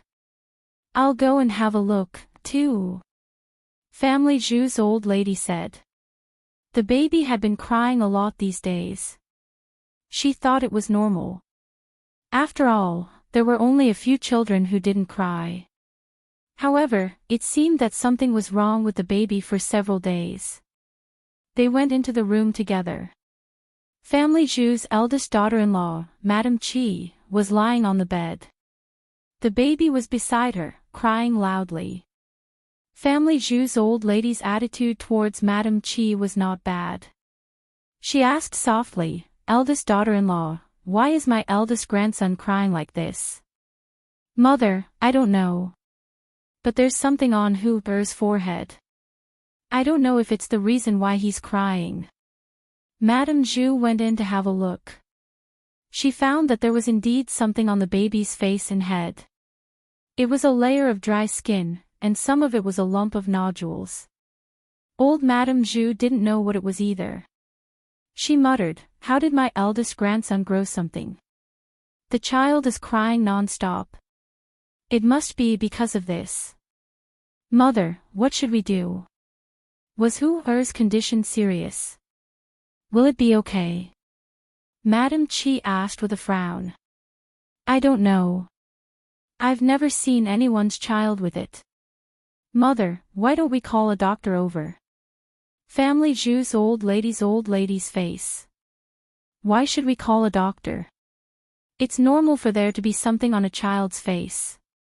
If we call a doctor's we'll be able to get a lot of money." Madame Qi's of the family's old ladies was even a doctor's assistant.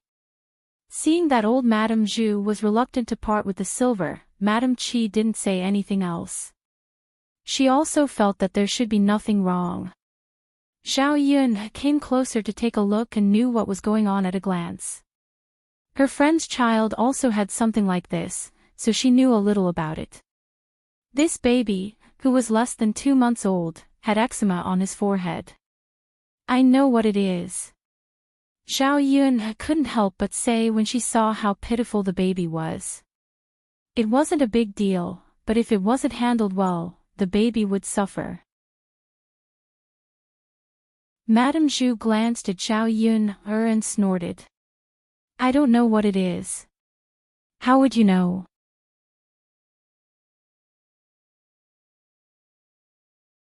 Chapter 110. Mulan said, "Mother, you can't say that. There are so many things in this world. What if Yun knows something?" After Mulan finished speaking, she glanced at her as if she was afraid of Family Zhu. Old Madame Family Zhu glared at Mulan unhappily. Mulan was so scared that she quickly lowered her head. However, she felt that Mulan was right. Although she did not admit it, she knew that Mulan's words made sense. Thus, she said to Zhao Yun, "Since you know, then tell me what it is." "This is eczema. It's most common in children when they are 1 or 2 months old." "How can it be treated?" Old Madame Family Zhu asked. It was useless to just know what it was. She had to know how to treat it. In the 21st century, children who had eczema were basically smeared with some ointment. There was definitely no ointment in this era. The child's eczema was not very serious. It might be better if he paid more attention to other aspects and did not use any ointment. Looking at the environment in Madame Chi's room, she reminded her to open the doors and windows and not close them tightly. The child's clothes should not be too wrapped up. In addition, Madame Chi had to pay attention to the child's diet. The child's eczema was also related to the mother's milk. It's best to eat less spicy and stimulating food. Also, you can't eat things like fish. "Auntie, you can't let sister-in-law taste the fish I send over."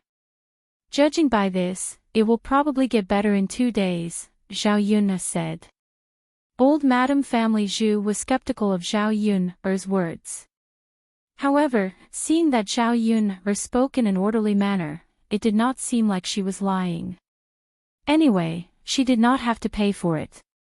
There was no harm in following Zhao Yun's instructions and giving it a try. However, Madame Chi was a little unhappy. "Mother, if I can't eat this and that, then what should I eat?" Old Madame Family Zhu looked at Madame Chi. "Just bear with it for a while. Otherwise, what will happen to Hu-er? If you don't want Hu-er to get better, then continue eating." Madame Chi pursed her lips. She wanted to eat, but she also wanted her child to be well. It wasn't easy for her to give birth to a child.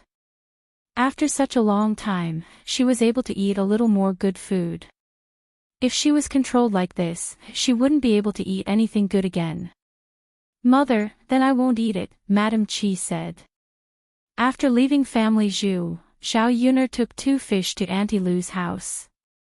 Auntie Lu was sitting at the door facing the light outside, sewing something in her hands. Zhao Yun'er walked closer and saw that Auntie Lu was making cloth shoes. In ancient times, the clothes and shoes on their feet were all made by themselves. The cloth shoes that were made were much sturdier and more comfortable to wear than the shoes bought in the 21st century. It was just that the cloth shoes were a little more troublesome to make. The stitches were very fine, and every stitch and thread would take at least 1 or 2 days to make a pair of shoes. "Aunt Lu!"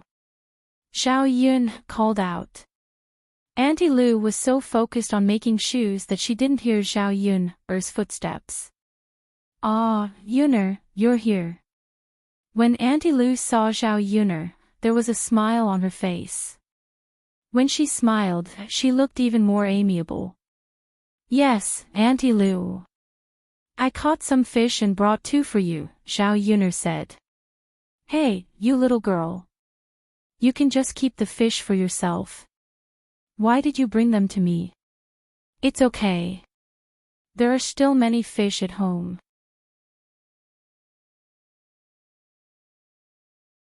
Chapter 111. Auntie Lu had always been so polite, which made Zhao Yun a little embarrassed. She had finally gotten something good and sent it over, but Auntie Lu wanted to return it. Zhao Yun knew Auntie Lu's character. Even if she said she didn't want it, Auntie Lu would definitely give it to her. Fortunately, these cloth shoes were not worth much, or else she would be embarrassed to accept it. "Thank you, Auntie." Auntie Lu smiled and waved her hand. "You're welcome." I have a lot of free time at home anyway. Dowdu is a child, and he grows up quickly. Soon, the shoes won't fit him. Auntie Lu, teach me later. I'll learn too, Xiao Yun said. Her needlework was still passable, and she could only mend clothes. She really didn't know how to make shoes. Okay, but Yun didn't your mother teach you this before? Xiao Yun shook her head. No, I forgot when I taught it when I was young. It's okay. Learn from Auntie in the future. Auntie will teach you. Okay.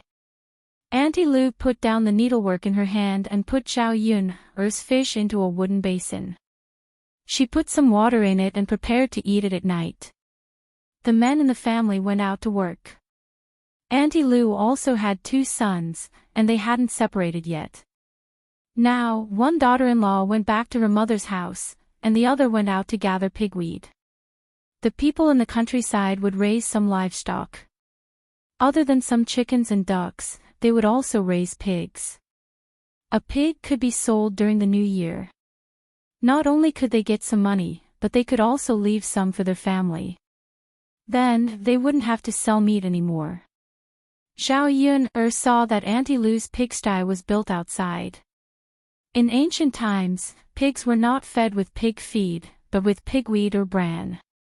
This way of raising pigs could save a lot of food, and the pigs tasted better than the pork of the 21st century. Mother, I'm back. Not far away, a woman in her early 30s walked in. It was Auntie Lu's eldest daughter-in-law, Zhou Shi. Zhou Shi was wearing plain clothes, and her hair was combed neatly. It was probably because he had been working for a long time that his skin was a little dark. He was 30 years old and looked a little old, but one look and one could tell that he was a person who was doing his job. Madame Zhou carried a basket on her back, which was filled with pigweed.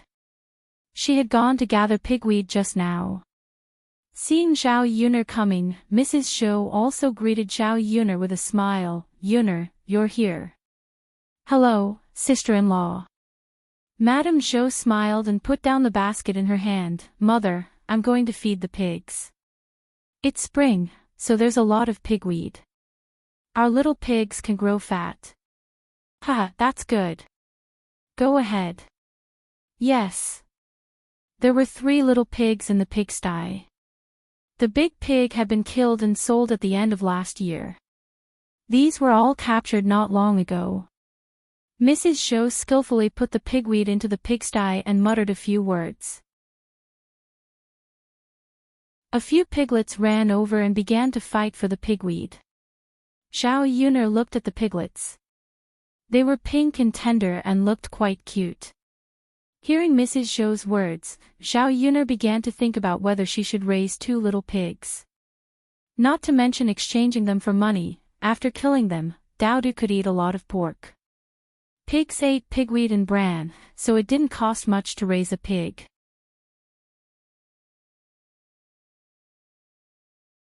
Chapter 112.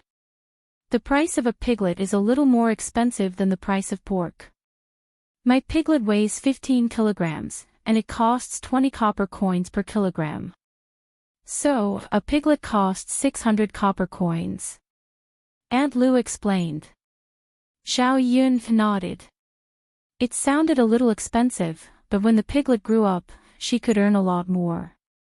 Why, Yun-her, do you want to raise a pig too? Aunt Lu asked with concern.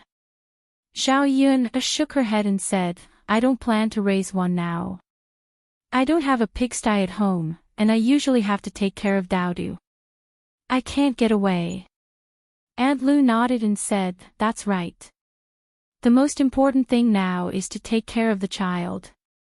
Fortunately, Dowdu is sensible and can save you a lot of trouble. Speaking of Dowdu, Aunt Lu's eyes were filled with a gentle smile. Auntie Lu liked children. In ancient times, most people preferred boys. However, although Auntie Lu had 2 sons and both sons were married, she didn't have a grandson until now. She had 3 granddaughters. The first branch gave birth to 2 daughters, and the second branch gave birth to one daughter. So now, Aunt Lu hoped that the two daughters-in-law would continue to give birth to a grandson. The more anxious she was to give birth to children, the more the two daughters-in-law's bellies didn't show any signs of pregnancy. Although Aunt Lu was depressed, there was nothing she could do. Although the two daughters-in-law hadn't given birth to a son, she was still good to her daughters-in-law. If it were in other families, the mother-in-law would probably pick on the daughters-in-law every day. God Lu didn't say anything, but the two daughters-in-law felt guilty and were more filial to Aunt Lu. Usually, if there was any work at home, they would rush to do it. Auntie Lu rarely interfered. "Mother, I'm done feeding them. Now, I'll send some water to Father and the others," Mrs. Shou said. Zhao Yun looked at Mrs. Shou and felt a little restless. She was really hard-working. Aunt Lu called Mrs. Shou and said, "You've just finished. Take a rest." Mrs. Shou wiped the beads of sweat on her forehead and said with a smile, "Mother, I'm fine. I'm not tired." "All right then." Looking at Madame Zhou's departing figure, Auntie Lu sighed and said, "My daughter-in-law is good in every way. She's hard-working, but she's not like Yun. She's only left with a boy." Zhao Yuner smiled awkwardly and comforted Auntie Lu. "Auntie Lu, don't worry. You'll have a grandson to hold." Boys and girls were all the same. People had to be filial. "Auntie, don't you agree?" Auntie Lu chuckled and said, "You're the only one who knows how to talk." "I don't care. It's just that the other villagers won't gossip if there's a boy. Sigh, but let's take it slow. Our Lu family has never done anything bad in our lifetime. I believe that we won't be left without descendants." Zhao Yuner responded and then asked, "Auntie Lu, I heard you say that your bitch gave birth to a puppy. Now I want to catch one. Can you give me one?" Auntie Lu quickly said, "Of course. I'm thinking about how to send it in the future. Come, I'll catch one for you." As she spoke, Auntie Lu led Zhao Yuner to the kennel. The kennel was close to the pigsty and not in the house. It was arranged outside. The dog could also guard the pigsty. If someone came to steal the pigs and made a noise, the family would know.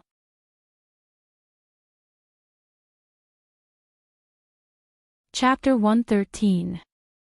On top of the straw lay a big white dog, and there were 4 or 5 puppies in the kennel. Among these puppies, 4 of them had white fur, just like the female dog. The puppies were all lying on the female dog's body, sucking milk with all their might. The puppies weren't very big, just a little bigger than a mouse. Looking at these cute puppies, Zhao Yun couldn't wait to get one and play with it in her hands. However, these puppies couldn't be casually touched by strangers.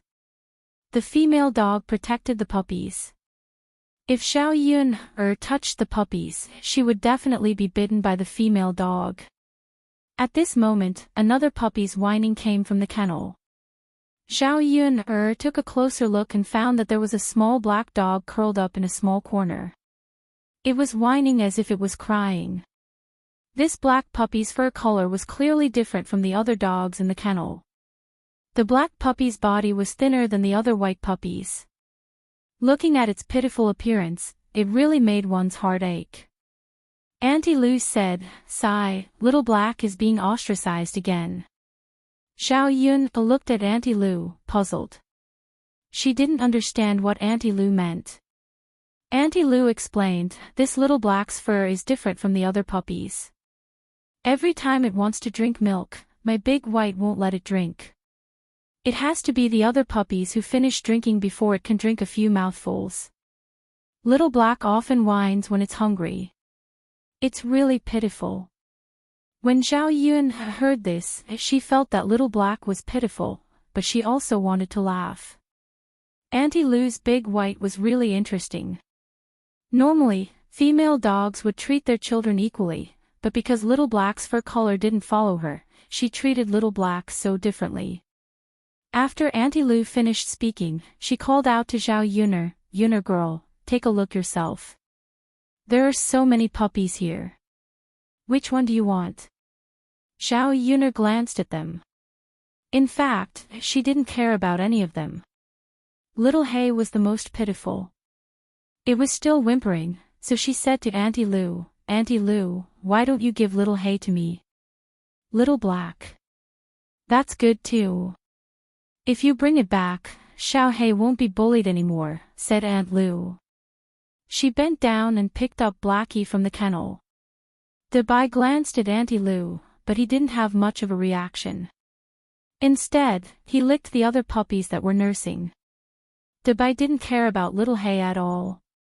After Auntie Lu put some distance between them, she handed Little Hay to Zhao Yuner and said to Zhao Yuner, "Yuner girl, Little Hay is yours. You can take it back." Zhao Yuner held Little Hay in her hands. Little Hay's body was a little soft. Once it was in Zhao Yuner's hands, Little Hay stopped whimpering. It stared at Zhao Yuner with its black eyes. It looked very obedient. This little black puppy seemed to be intelligent. Zhao Yuner immediately liked it. She rubbed Little Hay's head and said to Little Hay, "Little Hay, don't cry. I'll feed you when we go back. I'll treat you well." Little Hay whimpered twice, as if it was responding to Zhao Yuner. Then, it licked Zhao Yuner's hand with its small, soft tongue.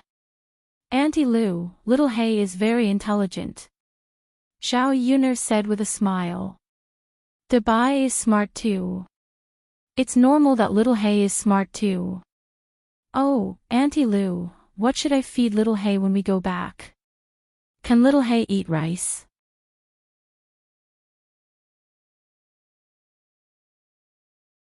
Chapter 114.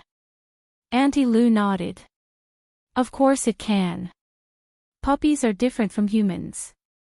Humans can't eat rice for a month or two, but puppies can." Zhao Yuner breathed a sigh of relief. That's good. Otherwise, she wouldn't know where to find milk to feed this puppy. Little Yuner, it will take a few more months for Little Black to grow up. Don't worry, there's no rush. Ha! Zhao Yuner carried Little Black back from Auntie Lu's place. Little Black glanced at Dabai and whimpered a few times. On the way back, he stopped crying. Along the way, Little Black's black eyes glanced at Zhao Yuner from time to time. When they reached home, Zhao Yuner called Daodu over. "Daodu, Mom caught a puppy for you." Daodu was playing with mud in a corner with Zhao Yuner. Upon hearing that Zhao Yuner had caught a puppy, he immediately ran over. "Mom, where's the puppy?" Zhao Yuner handed the puppy in her hands to Daodu. "Look. Isn't it cute?" Daodu stared at Little Black in Zhao Yuner's hands and tapped it. Little animals were also very fond of children. Daodu immediately fell in love with Little Black, and a bright smile appeared on his little face. "It's cute, Mom, it's really cute. Can I hug it?" Daodu's eyes sparkled as he looked at Zhao Yuner with anticipation. Zhao Yuner smiled. "Of course you can. Come, Daodu, be careful not to drop it." "Okay." Little Black didn't resist at all when he was in Daodu's hands. He obediently laid on Daodu's little hands and even stuck out his pink tongue to lick Daodu's palm. It tickled when he licked it, and Daodu giggled. "Mother, it's licking my hand." Daodu giggled. "Does Daodu like it?" "I like it." Daodu carefully carried Little Black into his arms, afraid that he would hurt Little Black. "Daodu, give it a name," Zhao Yuner said. The little puppy had to have a name. Daodu glanced at Little Black and said, "Mother, his fur is black, so let's call him Little Black." Zhao Yuner's mouth twitched. Little Black. Wouldn't that be the same as not having a name? "Mother, can't I call him Little Black?" Daodu asked carefully. Zhao Yun patted Dowdy's head and said, "Of course you can." "Okay, then we'll have a Little Black in our family from now on." Dowdy hugged Little Black happily. "Let's go make a kennel for Little Black." Zhao Yun led Dowdy to a dilapidated wooden basin. She put some grass in it and placed 2 unwanted rags on top. "Mother, Little Black is hungry. Shouldn't we get him something to eat?"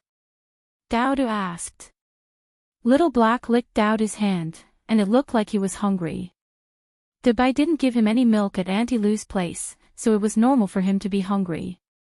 "Okay, Mother will get him something to eat." Zhao Yun went into the kitchen. She had saved some fish soup for lunch, and there was still some porridge left over. Zhao Yun mixed the fish soup and porridge together and brought it to Little Black. Little Black smelled the fish soup, probably because it tasted good. Then, he crawled over and started eating from the bowl. Not long after, Little Black finished the bowl of fish soup and porridge.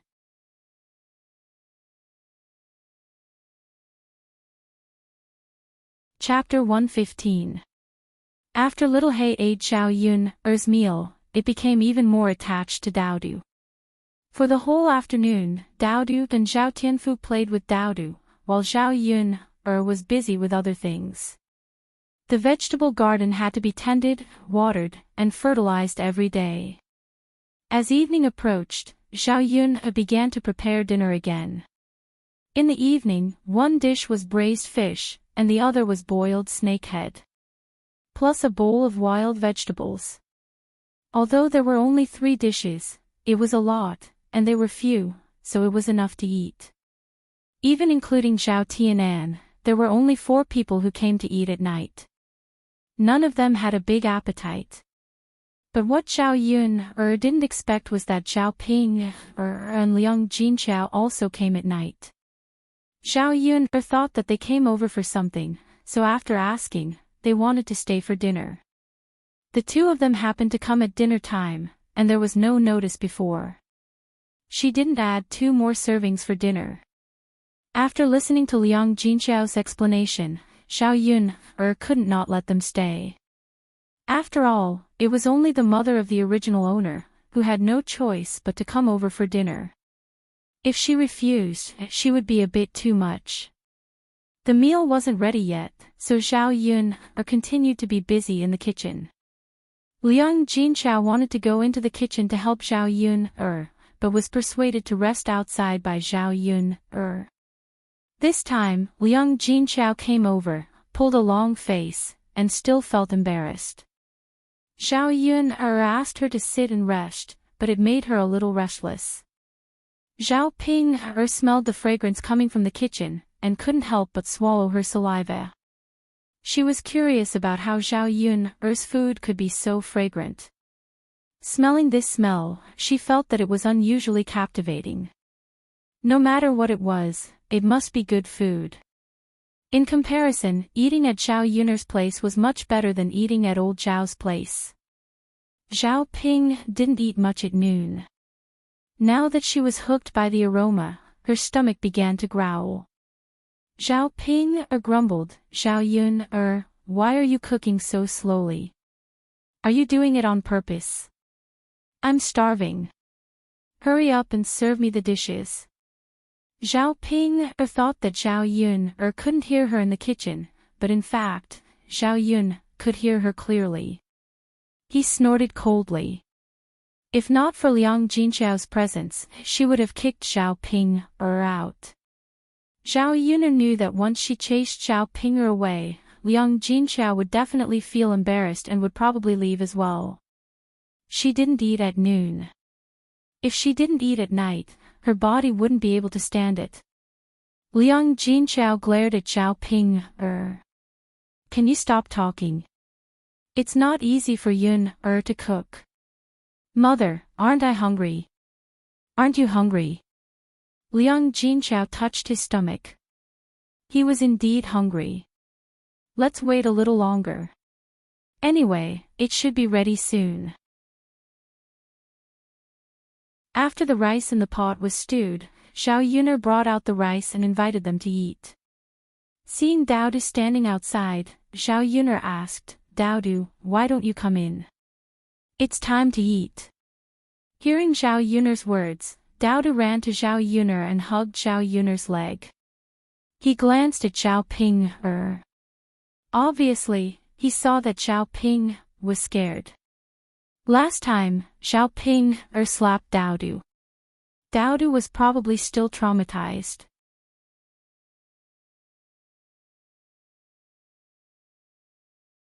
Chapter 116. Xiao Yun's words coaxed Daodu. Before the others sat down, Xiao Ping saw the dishes on the table and began to eat. "Xiao Yun, I didn't expect you to have so much delicious food at home." Xiao Ping muttered as she ate. Xiao Yun looked at Xiao Ping and was very disgusted. The people at the table had not started eating, but she ate first. She said to Xiao Ping in a displeased tone, "Mother hasn't even touched her chopsticks, and you're eating by yourself. Isn't that bad? You're already an adult, don't you know the rules?" Xiao Ping was reprimanded by Xiao Yun and was immediately unhappy. What right did this little b*tch have to scold her? "I'm hungry. It's not like I'm not allowing you to eat. Mother can eat by herself." "Xiao Yun, I'm your elder sister. How can you talk to your elder sister like this? Who's the one who doesn't know the rules?" Xiao Ping muttered, but her hands did not stop moving. A large piece of braised fish was placed in her bowl. The plate of braised fish was not much. Xiao Ping ate more than half of it. It seemed that she did not care about the others and continued to eat by herself. Xiao Yun was suddenly furious and almost hit Xiao Ping. Liang Jinchao stopped Xiao Yun and gave her a look. "Yun don't bother with Ping." For Liang Jinchao's sake, Xiao Yun held back. This was the first and last time. If Xiao Ping made any more trouble later, she would definitely not let it go easily. "Ping, Yun is right to scold you. You're a big girl, don't you know how to be more reserved? No matter what, you should wait for others to eat together, right? Mother, aren't you long-winded? Why are you so disappointing when you're eating?" Liang Jinchao sighed. "Ping, you're already so old. When will you be more sensible? What will you do when you marry into your husband's family in the future?" Xiao Yun sneered in her heart. With Xiao Ping's appearance, it would be strange if she could marry. As long as the man's eyes were not blind, Xiao Ping would not be accepted even if she was given to others. "Mother, how am I not sensible? Why are you nagging? Are you going to eat or not?"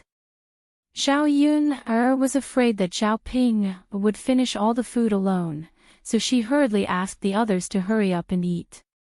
The table full of food was not enough for Xiao Ping alone. In addition to a bowl of rice, Liang Jinchao ate some wild vegetables, and only a few pieces of fish.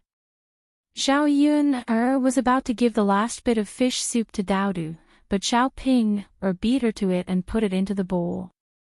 "Xiao Ping, don't you know how to respect the old and love the young? Don't you know how much you've eaten alone?" Xiao Yun was so angry that she put down the bowl and chopsticks and slapped the table. If she endured it any longer, she would definitely suffocate. "Xiao Yun, I only ate a little bit of food from your house. Do you have to be like this? Oh, a little bit of food. If you have the ability, don't eat it for me. You really treat it as your own house. Don't be so polite." "What do you mean?" Xiao Ping was also angry. She put down the bowl and chopsticks unhappily, stood up, put her hands on her waist, and faced Xiao Yun.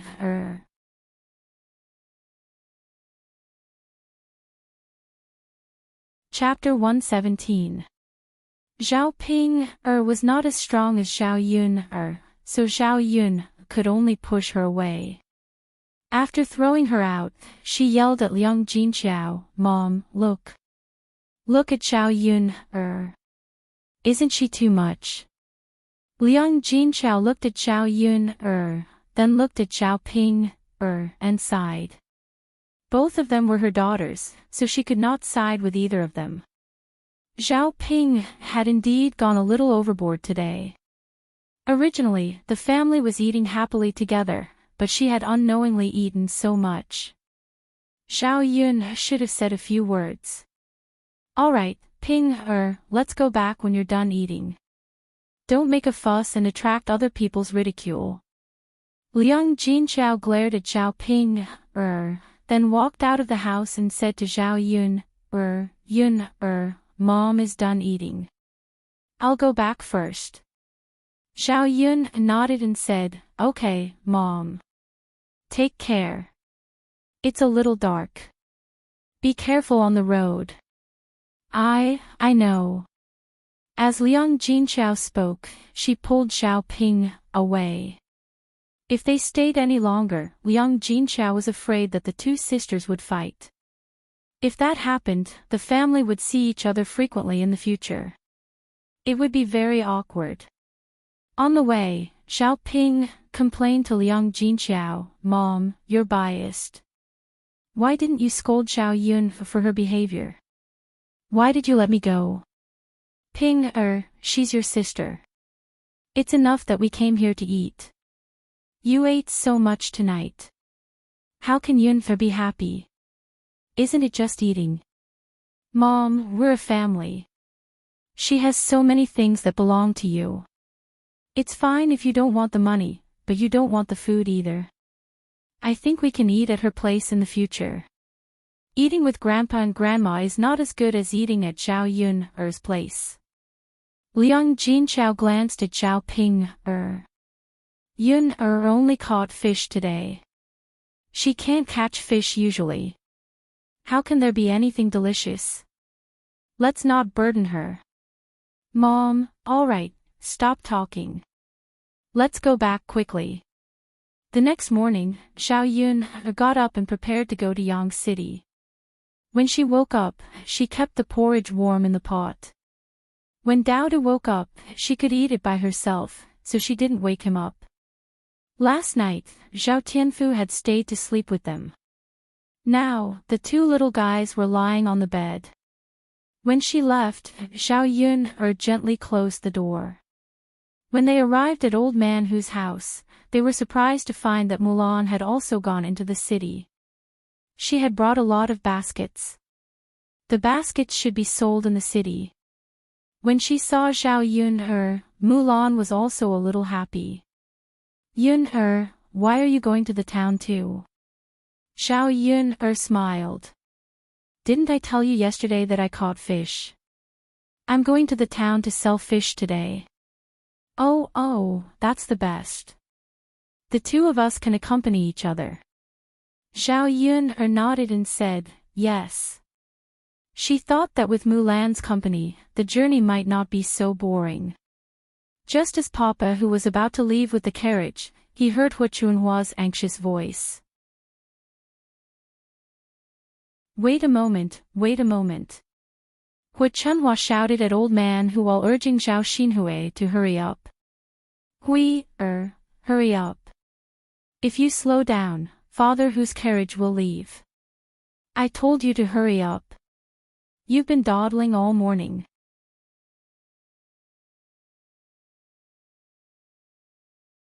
Chapter 118. Zhao Xinhui touched her hairstyle and felt satisfied. As a girl, she couldn't make do when she went out. After all, she could see other men at any time.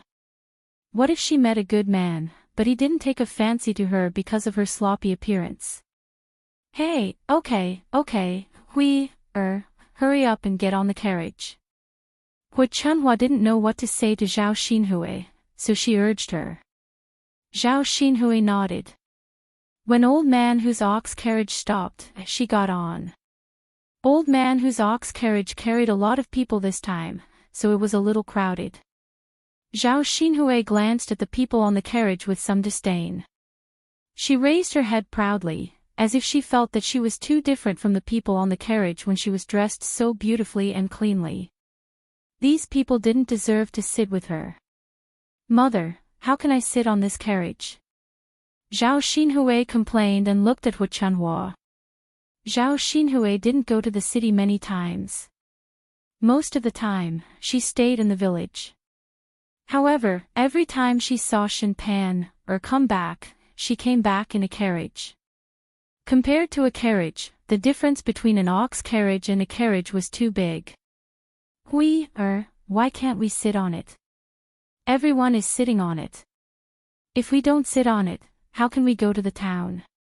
Hu Chunhua didn't expect that her daughter could cause so much trouble when she went to the town once. Now, she really felt tired. She could only coax Zhao Xinhui. Mother, it's so dirty. Zhao Xinhui frowned in disgust. When the people on the carriage saw Zhao Xinhui, they all showed a disdainful expression. They had never seen a girl in the village so pretentious. But what should we do? We only have an ox carriage to go to the town. Don't tell me we don't go. Hu Chunhua asked. Zhao Xinhui disliked it, but there was nothing she could do. How could she not go to the city? She was still thinking about packing her clothes. Just as Zhao Xinhui was about to take a seat, a few women started chattering and scolding her. Just don't sit if you think it's dirty. Do you really think you're a young lady from a rich family? Do you have a carriage to pick you up? That's right. Why doesn't she take a look at her own status? Everyone is sitting properly, and she's the only one who says it's dirty. Maybe he thinks he's different from us. Sigh, there are some people who don't have the life of a young miss, but think of themselves as one. Old man who, let's hurry up and leave. It's not like he's interested in your ox cart. Each of these women was more venomous than the other. As Xiao Yunhe listened, she felt that she could accept the words of these women. A pretentious person like Zhao Xinhui should be scolded like this so that she could see the situation clearly and recognize herself. Hearing these words, Zhao Xinhui clenched his fists tightly and glared at these women. At home, she was the treasure. No one had ever talked about her like this. Shut up, all of you.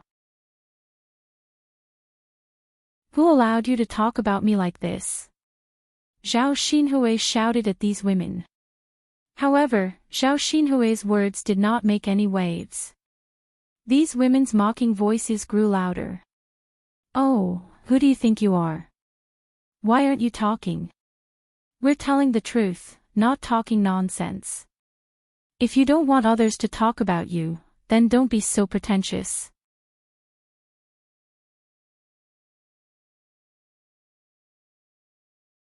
Chapter 119. Even if she offered herself to my family, I wouldn't want her. Didn't we marry a girl like her just to serve her? Who would be so stupid?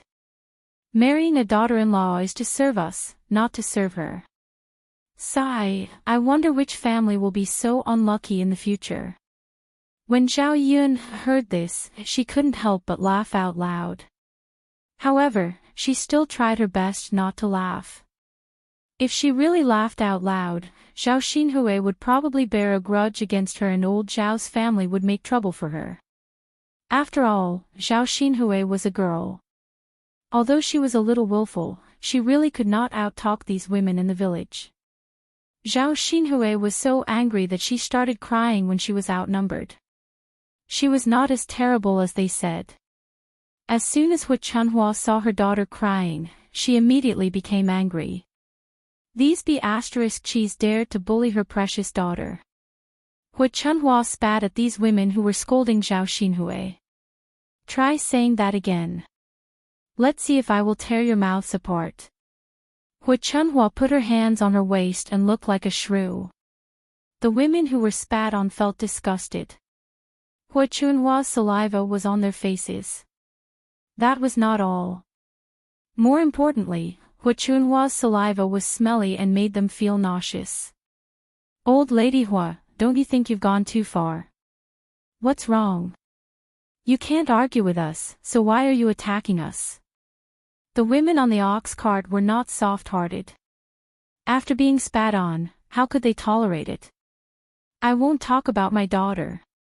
What's wrong with that? Hua Chunhua said angrily. She was very tough. We're telling the truth. Why can't we tell the truth? No wonder your daughter is still single. With a mother like you, she's not much better off. My daughter is going to be the wife of an official in the future. Do you think she's going to be married off casually like your daughters? Hua Chunhua said angrily. In fact, she also had such expectations in her heart. Her daughter was so beautiful. What if the heir took a fancy to her? At that time, their entire family would be rich and powerful. Let's see what these women would say. Oh, old Madam Hua, are you really dreaming? Your daughter can become the wife of an official. Ha ha ha, you don't even want an ordinary family, and you still want to be an official's wife. Some people just like to dream. There's nothing I can do about it. Ha ha ha, I'm dying of laughter. Another wave of mocking and ridiculing voices sounded. Hua Chunhua had a fiery temper. She slapped the women in front of her. Did he really hit someone? Come, let's fight then. You were the one who made the first move. Everyone has seen it. When we get to Lijiang, don't say that we're unreasonable and that we're bullying you with numbers. As a result, the women and Hua Chunhua began to quarrel. Zhao Yun pulled Mulan to the side so that they wouldn't get hurt. Hua Chunhua was no match for these women. No matter how good she was, she couldn't fight against so many of them at once. As a result, a few scratches appeared on Hua Chunhua's face. Zhao Xinhui watched from the side and could only feel anxious. He couldn't go forward to help Hua Chunhua. She wasn't afraid of anything else. What she was afraid of was that these women would accidentally scratch her face. This face was very important to her. She couldn't let anything happen to it.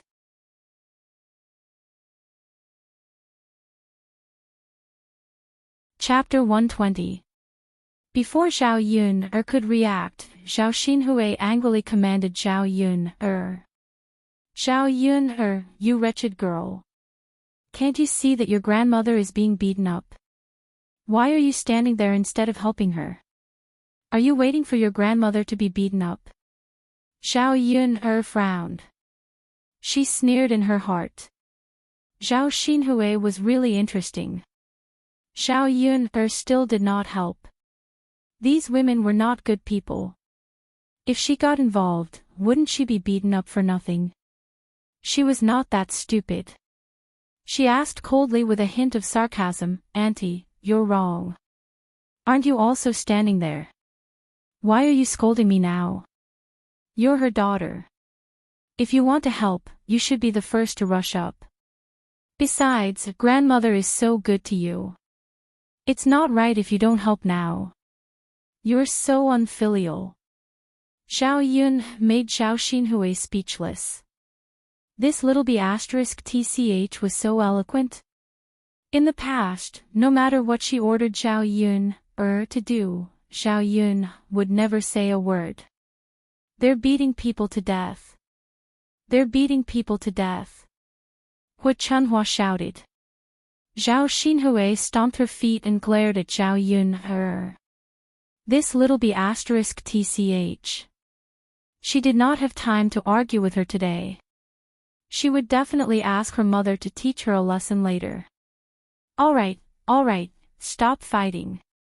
Papa who had been smoking his pipe, raised his voice and shouted, if you want to fight, take your time. My ox cart is leaving, so I won't wait for you. If you want to go into the city by car, then stop. After old man who said this, the woman who was fighting immediately stopped her movements. Although they were angry, they did not forget that the most important thing today was to go to the city. They could not be delayed by other things. Forget it, I'll just take it that I was bitten by a dog. Get in the car. I'm still hoping to sell something today. Let's not argue with this crazy woman. Let's go. Daddy who, let's go. The women got into the car one after another. Fighting with Hu Chunhua, these people didn't get any benefits. They were more or less scratched, but the one who suffered the most was Hu Chunhua. Zhao Xinhui hurried forward and asked, Mother, how are you? Are you all right? Ouch, it hurts. It really hurts. Hu Chunhua shouted. Mother, I'll help you into the car. Bear with it. It's all that damned girl Zhao Yuner's fault. Let's see if you still won't help after being beaten up. Hu Chunhua glared at Zhao Yuner when she heard that. Zhao Yuner pursed her lips and ignored Hu Chunhua's glare of resentment. Sister-in-law Mulan, let's get in the car too. Mulan looked at Zhao Yuner sympathetically and nodded. The two of them got into the carriage together. Hu Chunhua's injuries weren't light, so she didn't fight with Zhao Yuner. However, she kept scolding Zhao Yuner.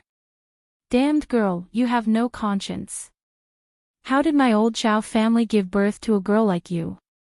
I'll deal with you when we get back. Damned girl, I don't know how old third taught you. Hu Chunhua kept nagging, but Zhao Yuner pretended not to hear her and chatted with Mulan.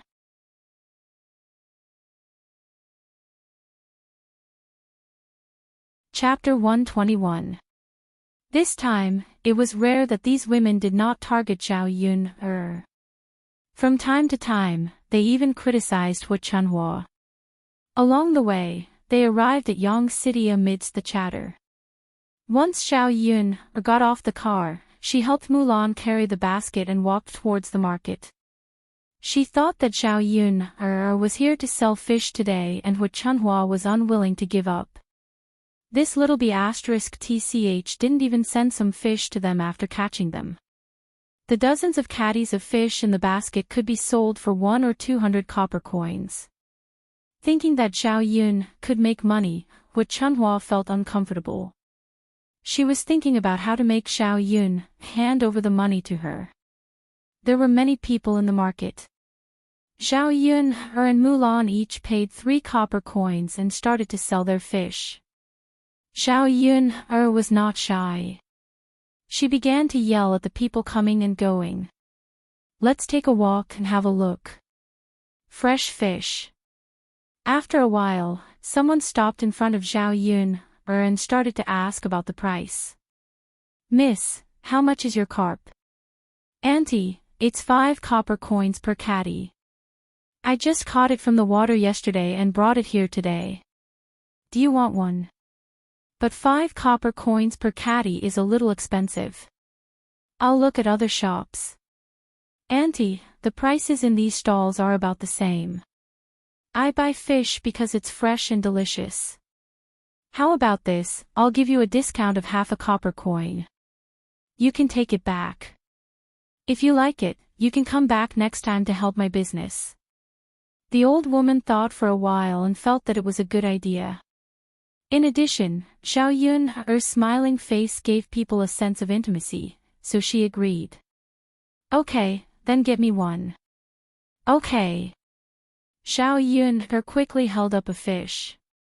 The weight was borrowed from Aunt Lu's house.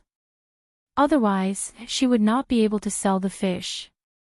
Auntie, 2 caddies and 1 tail. Just give me 9 copper coins.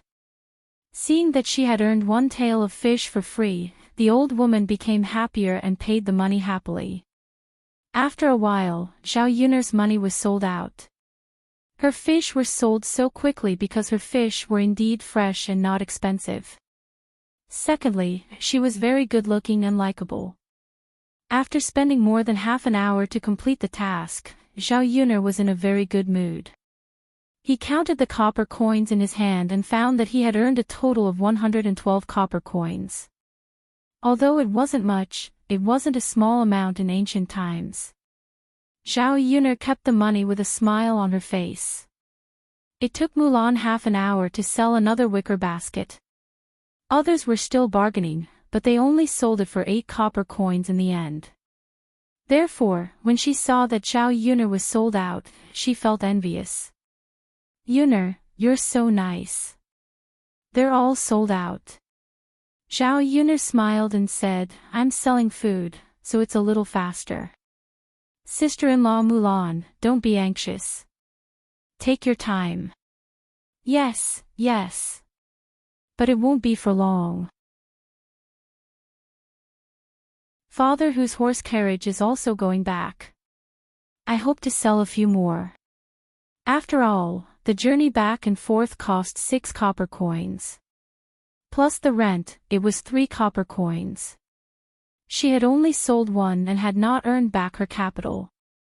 Zhao Yuner didn't know how to comfort Mulan. Sister-in-law Mulan, you sell first. I'll buy some breakfast and come back later to help you sell them. Mulan nodded. Okay. What do you want to eat? I'll bring some for you. No need. Yuner, I don't want to eat.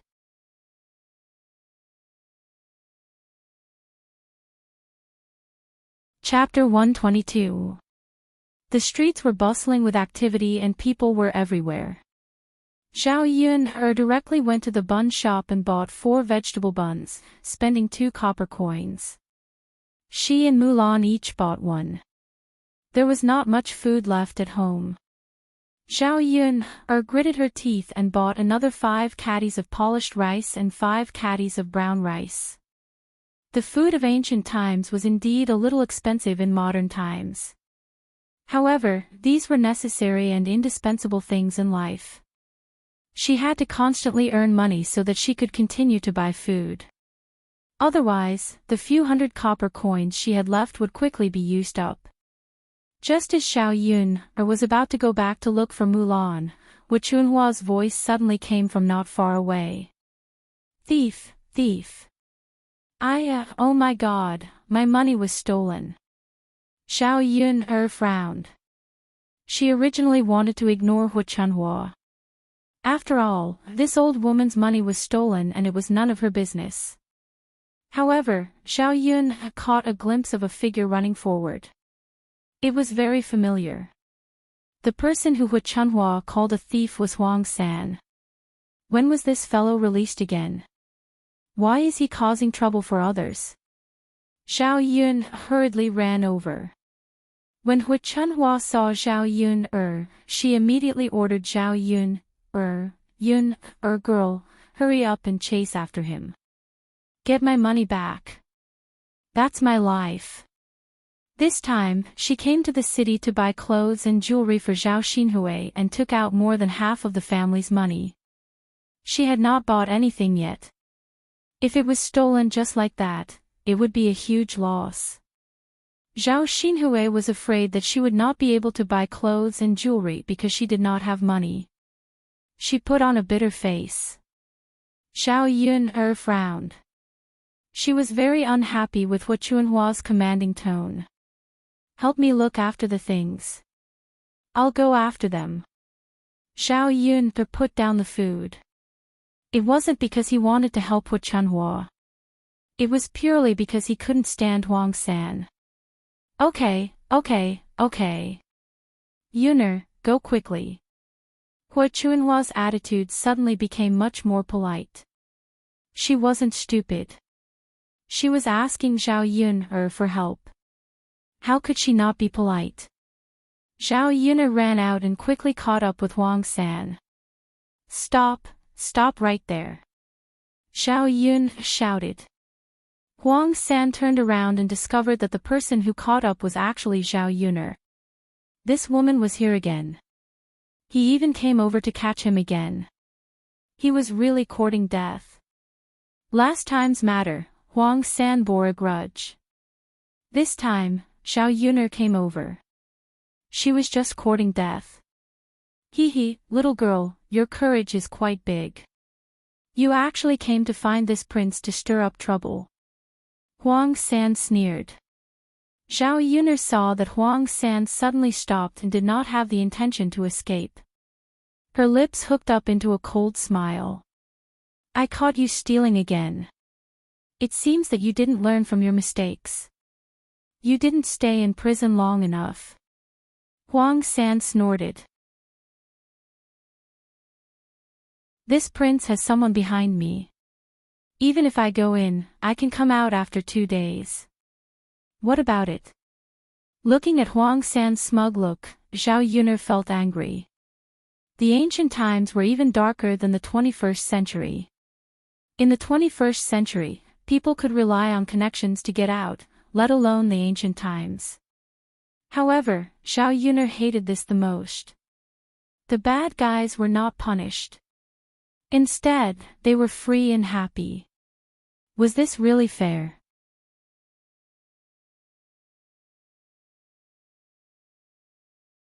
Chapter 123. Zhao Yun had just rushed over when a few people suddenly rushed out from behind Huang San. Each and every one of them was a sturdy man with a mighty and majestic appearance. These people exposed their arms, showing off their thick and sturdy arms. These people's arms all have muscles. Zhao Yun frowned. Come, little lady, aren't you here to deal with my mother? Huang San grinned, revealing a row of big yellow teeth, looking really disgusting. Zhao Yun was naturally not that stupid. In her previous life, she had to consider her physique. Not to mention in this life, Zhao Yun was skinny and had no strength at all. Rushing forward. That was courting death. Zhao Yun retreated a few steps with vigilance. Little lady, what's wrong? Are you scared? Want to run? Huang San sneered.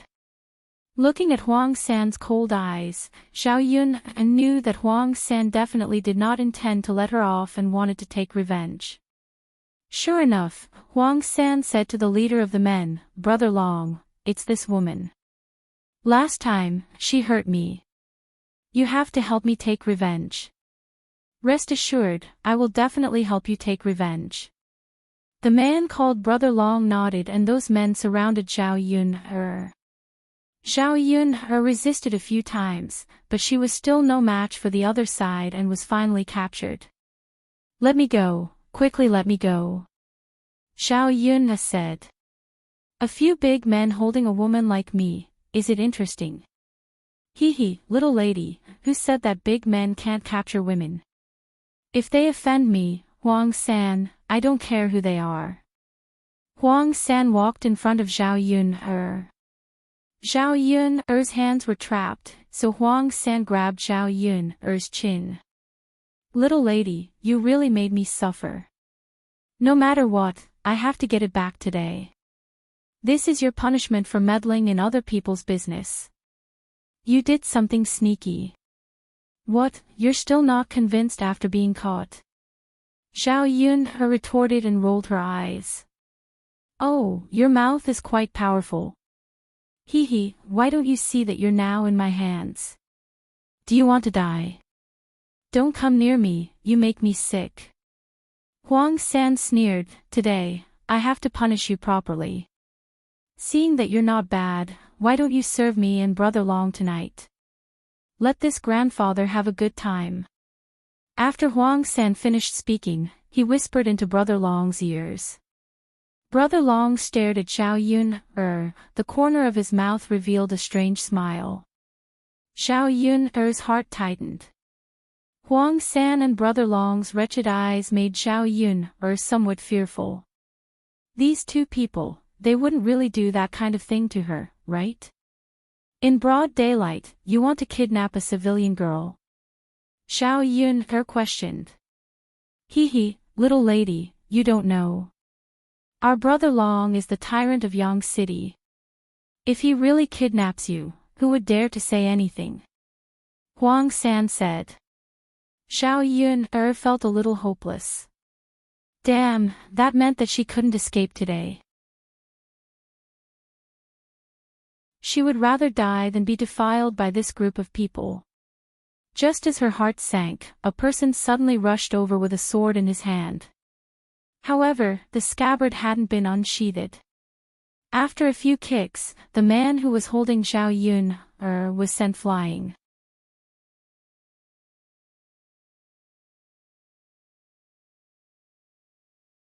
Chapter 124. The burly men were now lying on the ground, while the man who saved her turned around and walked over to a horse carriage. "Master, it's done." The man in the horse carriage responded faintly. Zhao Yun's gaze followed the man and finally saw him stop in front of the horse carriage. The horse carriage was very familiar. It was none other than Mu Lianfeng's. Then, Zhao Yun saw the man in the horse carriage lift the curtain and alight from the horse carriage. Then, he walked towards Zhao Yun. It was indeed Mu Lianfeng. He was dressed in blue today and looked even more handsome. His beauty was not the feminine kind, but the kind of beauty with a masculine aura. Zhao Yun was deeply attracted to him with just one look. She did not expect that he would be the one to save her when she was in trouble. She was also a woman and had feelings for men. Every woman wanted a Prince Charming. She felt that Mu Lianfeng was her ideal Prince Charming at this moment. But, in this era, the difference in status between two people was too great. It was needless to say that there would be obstacles in the middle if they wanted to be together. Besides, how could such a high and mighty man like her take a fancy to such an ordinary woman who was dragging a little bun behind her? Thinking of this, Zhao Yun suddenly felt a little bitter in her heart. Mu Lianfeng stopped in front of Zhao Yun and said to Zhao Yun, "Miss Yun, we met again. Why did they hit you?" Zhao Yun told him what had happened. Mu Lianfeng's eyes suddenly became sharp as he looked at the men who were starting to get up from the ground. Mu Lianfeng didn't know why, but when he heard that these people were bullying Zhao Yun, his emotions became so agitated that he wanted to kill all of these people who deserved to die. Huang San and Brother Long's men did not dare to attack again. Putting aside the question of whether or not he could defeat the man in front of him, he could tell at a glance that the man in front of him was not an ordinary person. They were not foolish enough to provoke him. You don't want to be the county magistrate anymore, do you?" Mu Lianfeng snorted coldly. What he hated the most was officials using their power to cover up for others. Huang San was a thief who had been released. He would have to ask the county magistrate of Sun City if he still wanted to abide by the country's laws. Let's go. Brother Long ordered his men to leave. Mo Yen, stop him. Yes. The man who had just saved Zhao Yun stood in front of Brother Long. He crossed his arms and held a long sword in his hand. He swept his gaze over Brother Long and the others coolly. Brother Long immediately chuckled at Mo Yen and Mu Lianfeng. "It's a misunderstanding. This has nothing to do with us. If you want to find someone, you should find Huang San. It's all his fault. We didn't do anything bad. We were just joking with this lady." The corners of Mu Lianfeng's lips curled up indifferently. Joking? If he had not happened to see it, who knew what other accidents would have happened to Zhao Yun? Would she have been bullied by these people? Huang San saw that Brother Long was no longer on his side and had begun to admit defeat. He knew that he would probably be in trouble, so he quickly ran away. However, Huang San had only taken a few steps when Mo Yen appeared before him with a flash.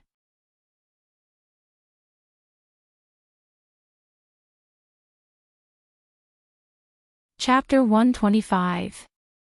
The sword had already landed on Huang San's neck. Huang San felt danger, especially when he saw the cold sword on his neck. He was so scared that his legs went weak. "Hero, big brother, please spare me. I beg you, let me go. I was wrong. Huang San knelt on the ground and put his hands together as he begged Mo Yen. "Didn't you run? Now you're begging for mercy. Mo Yan's lips curled up as she looked at Huang San in a mocking manner.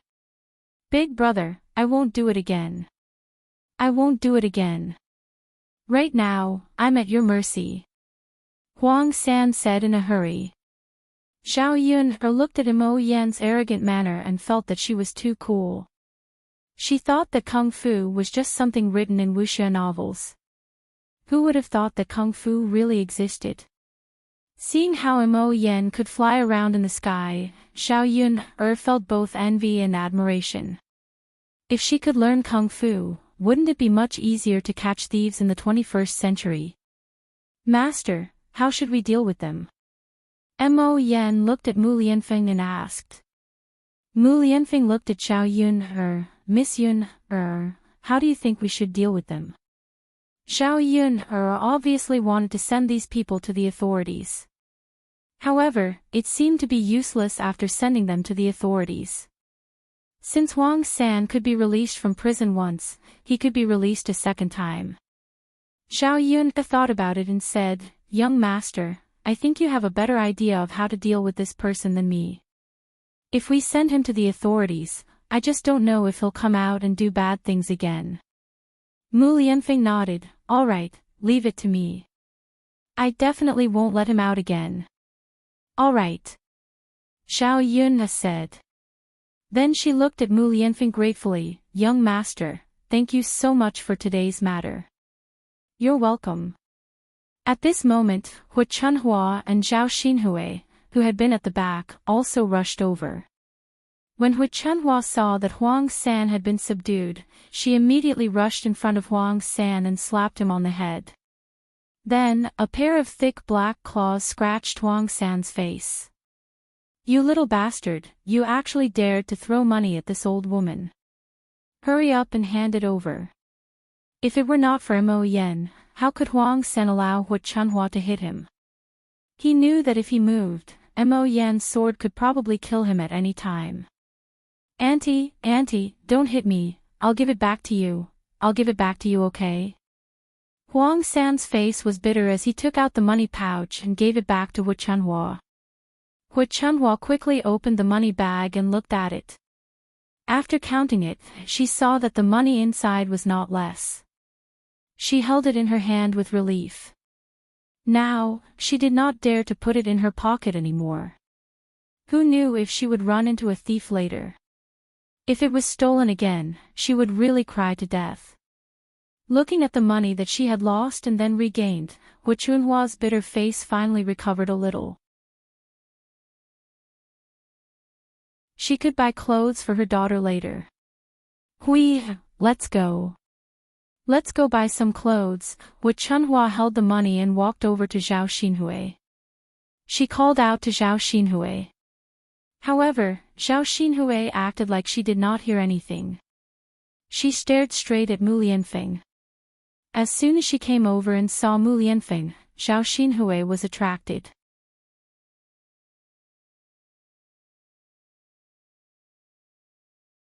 Chapter 126. Zhao Yun's gaze also landed on Zhao Xinhui. This woman was actually looking at a man in such a manner in front of so many people. She was really, even if she was love-struck, she didn't have to be like this, did she? Mu Lianfeng seemed to feel Zhao Xinhui's scorching gaze and looked over at Zhao Xinhui. With this look, Zhao Xinhui's heart rippled. Thinking that Mu Lianfeng was interested in her, she couldn't help but blink at Mu Lianfeng. Mu Lianfeng frowned and asked Zhao Xinhui, Miss, do you have an eye disease? Do you want to go to the medical hall to have a look? Zhao Yun, who was listening at the side, almost couldn't help laughing out loud. Mu Lianfeng was really too funny. Why didn't she see that he had the potential to be so humorous? Sir, I don't have an eye disease. Zhao Xinhui hurriedly explained, afraid that she would ruin Mu Lianfeng's beautiful image. Then why do you keep winking at me? Mu Lianfeng's voice was indifferent. Zhao Xinhui was a little anxious. She couldn't possibly say that she was winking at Mu Lianfeng, right? Mu Lianfeng ignored Zhao Xinhui and turned to Zhao Yun. He said to Zhao Yun, Miss Yun, I still have something to do, so I'll go back first. If you run into any trouble in Yang City, you can look for me directly at the heir presumptive's residence. As Mu Lianfeng spoke, he took out a bronze token from his sleeve and handed it to Zhao Yun. With this bronze token, the servants of the heir presumptive's residence would inform him. Zhao Yun didn't want to accept it at first. She had troubled Mu Lianfeng too many times. However, she knew that if she didn't accept it, and something like today happened again, a commoner like her wouldn't be able to solve it. Sorry, it can't solve any problems. Zhao Yun thought about it and accepted it. He would try his best not to trouble Mu Lianfeng. Lord Shizi, thank you. Zhao Yun said. You're welcome. I'll take my leave then.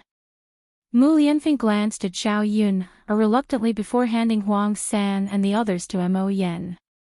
Mo Yen, send them to the government office and inform the district magistrate. If they try anything again this time, they can forget about keeping their official position, Mo Yen ordered. Mo Yen replied, yes. Seeing that Mu Lianfeng was about to leave, Zhao Xinhui was a little anxious. It wasn't easy for her to see a handsome man. How could she bear to see him leave just like that? He didn't even look at her. That didn't make sense. She was dressed up pretty today, so why couldn't she attract the attention of other men? Young master, wait. Zhao Xinhui stepped forward and blocked Mu Lianfeng's path. Miss, is there anything else? Mu Lianfeng asked indifferently. Young master, I'm Zhao Xinhui. Zhao Xinhui introduced herself in front of Mu Lianfeng before flirting with him. Zhao Yun only felt embarrassed. These weirdos in her family had really embarrassed her in front of Mu Lianfeng. Although she didn't have much contact with old Zhao's family, they were still her family after all. Mu Lianfeng frowned and glanced at Zhao Xinhui. A sliver of disgust appeared in his eyes. Sorry, miss. I'm not interested in knowing you. I have to go.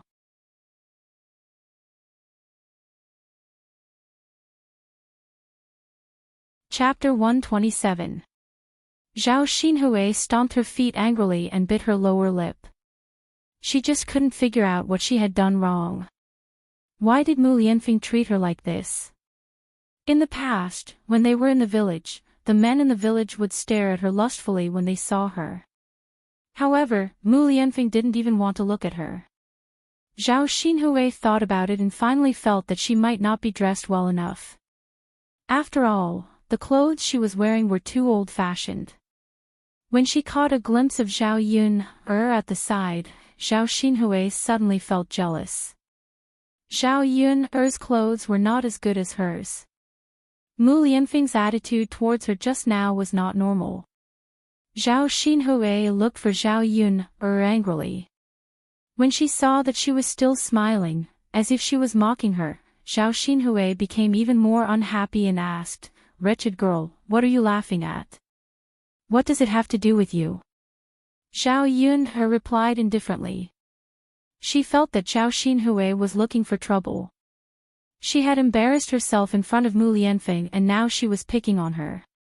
What's with your attitude? I'm your aunt. How can you talk to me like that? Zhao Xinhui said angrily. Auntie, your ability to slander others is really not ordinary. What did I say? What's with your attitude? Mother, look at this wretched girl. She's talking back. Zhao Xinhui turned to Hu Chunhua and complained to Hu Chunhua. Hu Chunhua usually protected Zhao Xinhui. When she saw Zhao Xinhui acting like this, she immediately reprimanded Zhao Yun. Girl, aunt is scolding you. Just listen. Why are you talking back? Zhao Yun's lips curled into a cold smile. That was weird. Did that mean that she was in the wrong? Grandmother, I don't know what you're talking about. But you have to remember that I did you a big favor today. Otherwise, your money bags would have been taken away. Now you can only cry. Now you don't even say thank you. Instead, you're yelling at me. You. Hu Chunhua pointed at Zhao Yun. She was trembling with anger. However, she couldn't refute Zhao Yun. Zhao Yun ignored Zhao Xinhui and Hu Chunhua. She took the rice from Hu Chunhua's s and snorted, turned and left. Paying attention to these two heartless people only made her angry. If she had known, she wouldn't have helped to get back the money bags. She would have let Hu Chunhua and Zhao Xinhui cry. Zhao Yun returned to the market. Mulan had been waiting for a long time. Seeing that Zhao Yun hadn't returned for a long time, she thought that something had happened to Zhao Yun. She was very anxious. Yun, why did it take you so long to come back? Zhao Yun told Zhao Yun what had happened just now. Yun, it's good that nothing happened. Zhao Yun handed the vegetable buns she bought to Mulan. Sister-in-law Mulan, are you hungry? Come, fortunately, the buns are still warm. Eat. Yun, how can I? Mulan glanced at it and didn't take it. Take it. There's still the whole morning. If you don't eat, you'll be hungry. 2 buns, only 1 copper coin. It's not expensive. Then Yun, thank you. Mulan took one and ate it. She gave the other to Zhao Yun, Yun, eat it yourself.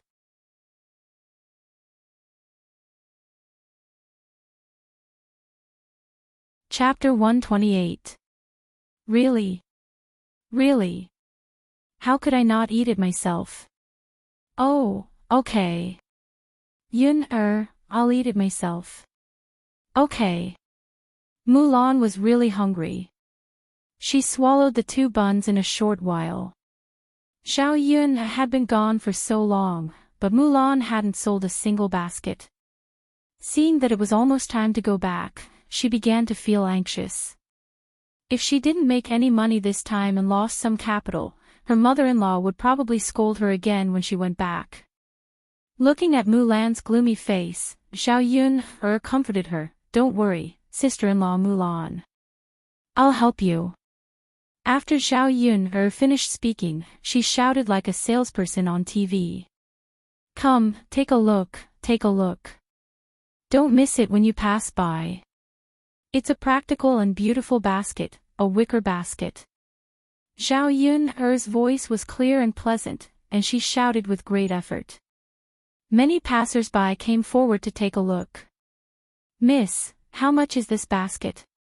Auntie, this basket was originally 10 coins. Just now, an uncle bought one and left. If you really want to buy it, I'll give you 8 coins. Look at how many things you're carrying. It's just right to put them in a basket. It's more convenient. The woman looking at the basket thought about it and agreed, so she said to Zhao Yun, little girl, then give me one. Okay. Zhao Yun picked the biggest one and gave it to the woman. Auntie, the biggest one. It's packed a lot. The woman laughed and said, little girl, you really know how to do business. It's just a small business. If you want to buy a basket next time, come here. Ha ha ha ha, okay. The woman took out 8 coins, took the basket with one hand, and paid the money with the other. Seeing that Zhao Yun had sold a basket in such a short time, Mulan's eyes had a trace of admiration for Zhao Yun. Yuner, aren't you too amazing? Haha, there must be a way to do business. Tell me. However, this wasn't something that could be learned in a short time. Zhao Yun still had to teach it step by step. Zhao Yun said and stuffed the 8 copper coins into Mulan's hand. We have to hurry up and sell more. All right. Zhao Yun continued to yell with all her might. In a short period of time, she sold another 4. He sold 2 baskets for 10 copper coins each. This time, Mulan earned 52 copper coins. Compared with Zhao Yuner, it was a little less, but Mulan was satisfied. After all, it was not easy to earn a few dozen copper coins in the village. All in all, excluding the cost, he had earned 3 caddies of meat. Yuner, my mother said that if we earn enough money, we can go and weigh a caddy of meat. Okay, then let's hurry up and go. The 2 of them came to the meat shop. Mulan bought a caddy of lean meat. In ancient times, lean meat was much cheaper than fatty meat. A caddy of lean meat was only 11 copper coins. Zhao Yuner looked and bought a caddy of lean meat. However, she bought streaky pork, which cost 14 copper coins per caddy. When the 2 of them returned to the ox cart, the others had already arrived. Only Zhao Xinhui and Hu Chunhua had not returned. The people on the ox cart waited for a while, but Hu Chunhua and Zhao Xinhui still did not return. You're tuning into the LoveLore Library YouTube channel. We're so grateful for your support, and don't forget to subscribe to join us on this incredible journey through captivating stories. Your generosity through donations truly makes a world of difference, as it's the primary source of revenue that allows me to expand and enhance this channel for you. Thank you from the bottom of my heart for being a part of this adventure.